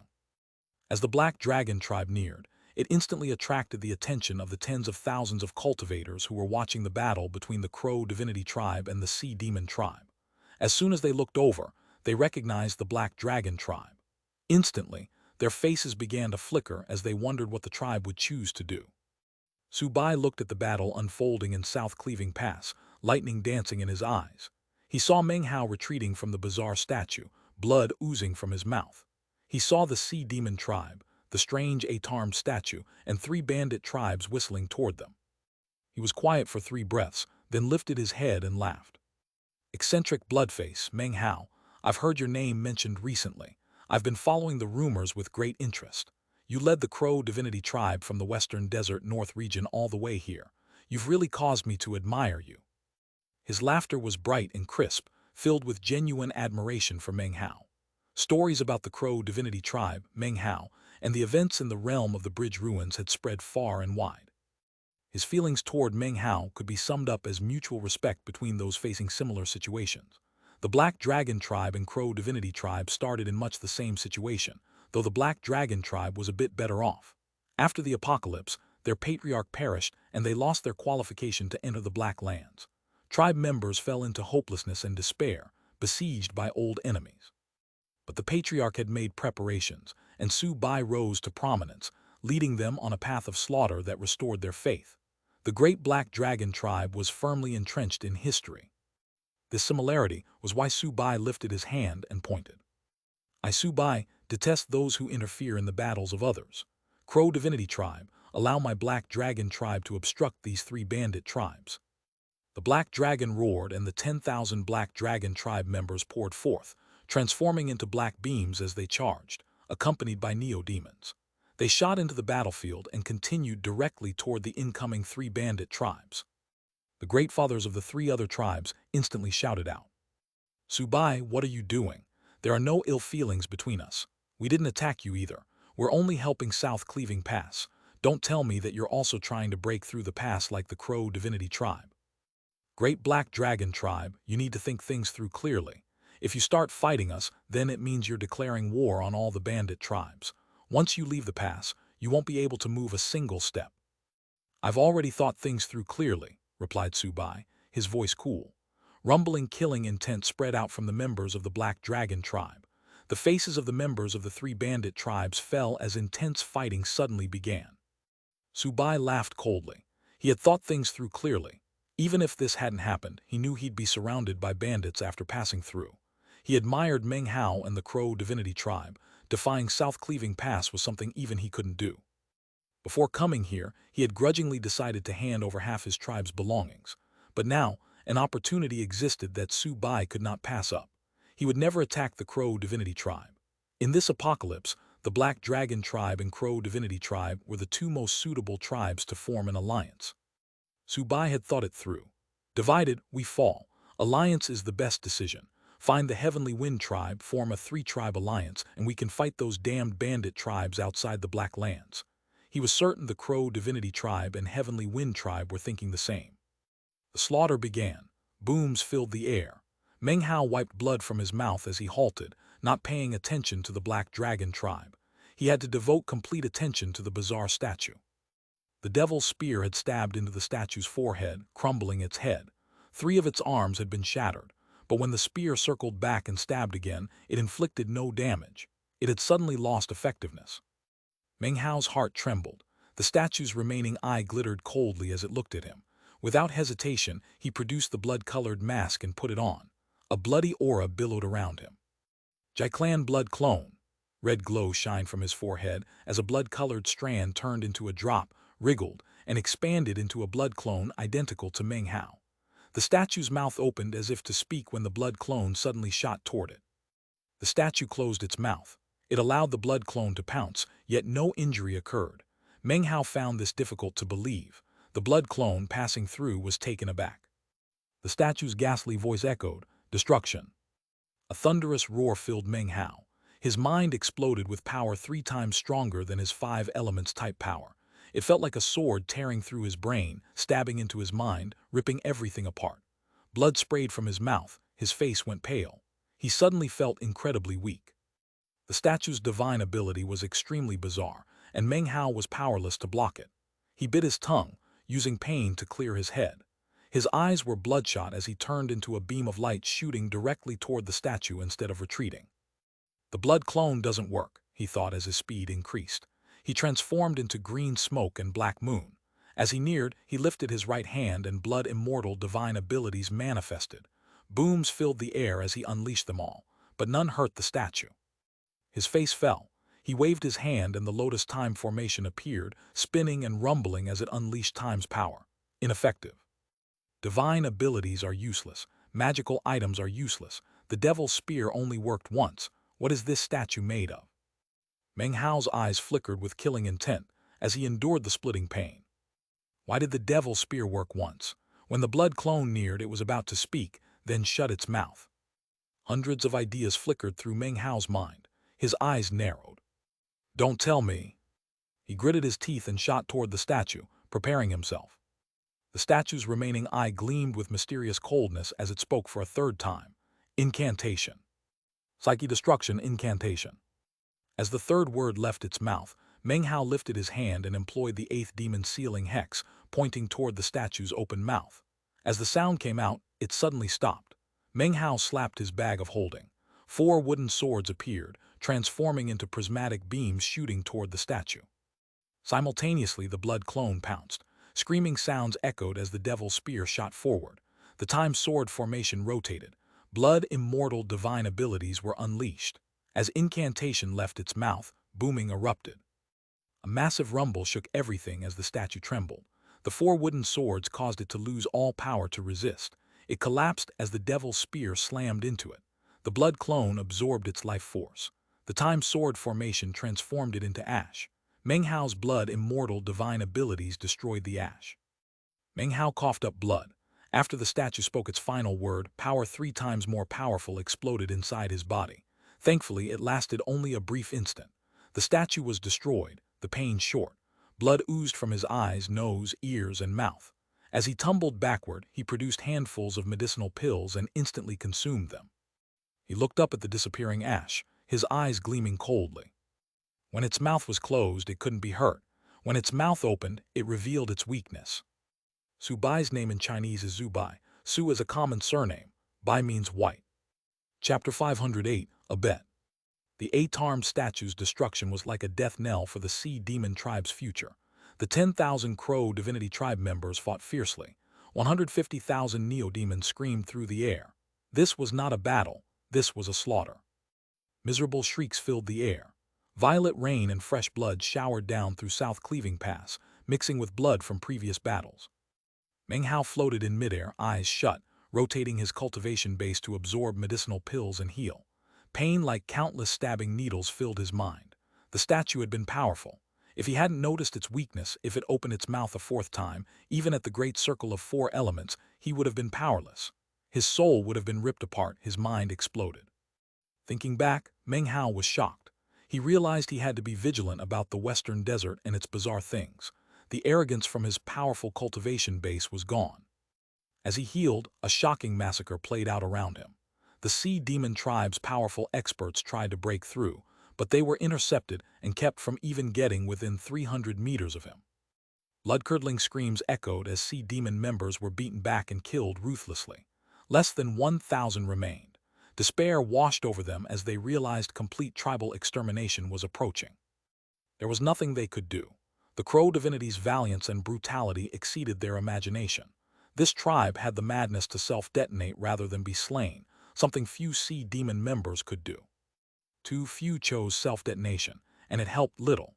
Within a few breaths, rumbling filled the battlefield as all sea demon members except a dozen nascent soul cultivators were exterminated.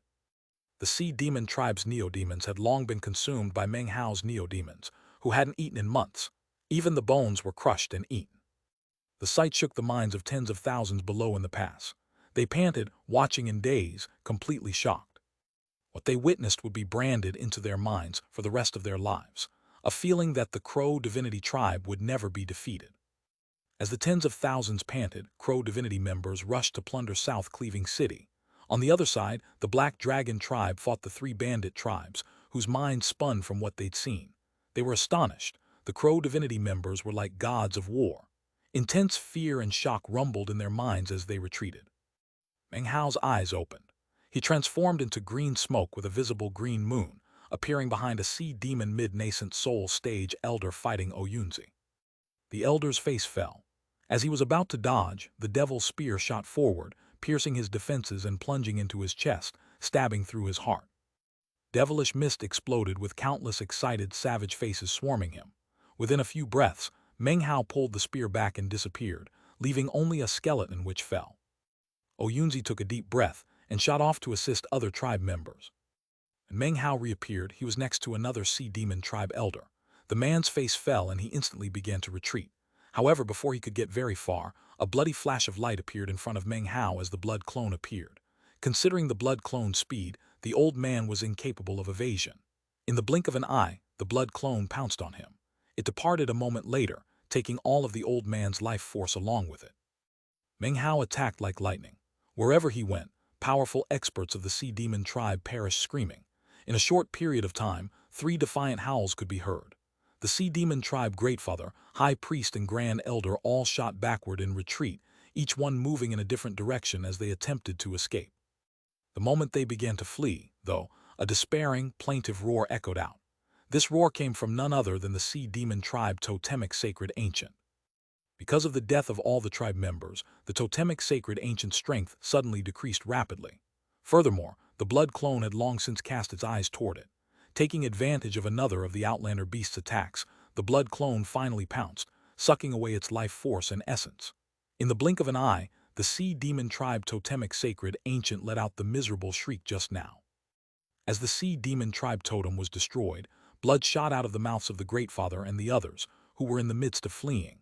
Their faces were pale, and their expressions desolate as they let out bitter laughs. Even as they fled, Meng Hao flung the devil's spear out in front of him, causing it to fly through the air with a rumbling sound. Off to the side, the blood clone licked the blood off of its lips and then began to pursue. In addition, the 2 late nascent soul cultivators from the 8-branch alliance shot in pursuit, their eyes glittering. Boom, boom, boom. 3 massive bangs could be heard, and 3 dying screams ran out. The devil's spear stabbed through the greatfather. The high priest became food for the blood clone. As for the Grand Elder, his cultivation base was falling, and he was instantly killed by the combined attack of the Eight-Branch Alliance Greatfather and High Priest. It was in this manner the entire Sea Demon tribe was thoroughly exterminated.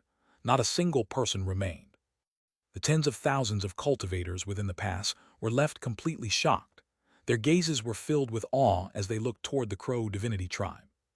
Meanwhile, Meng Hao turned his head to look toward the other side of the pass, where the four tribes were fighting each other. The three bandit tribes were currently in a state of retreat, trying to leave the battlefield. However, the might of the great Black Dragon tribe had them pinned down. Meng Hao's eyes flashed with killing intent.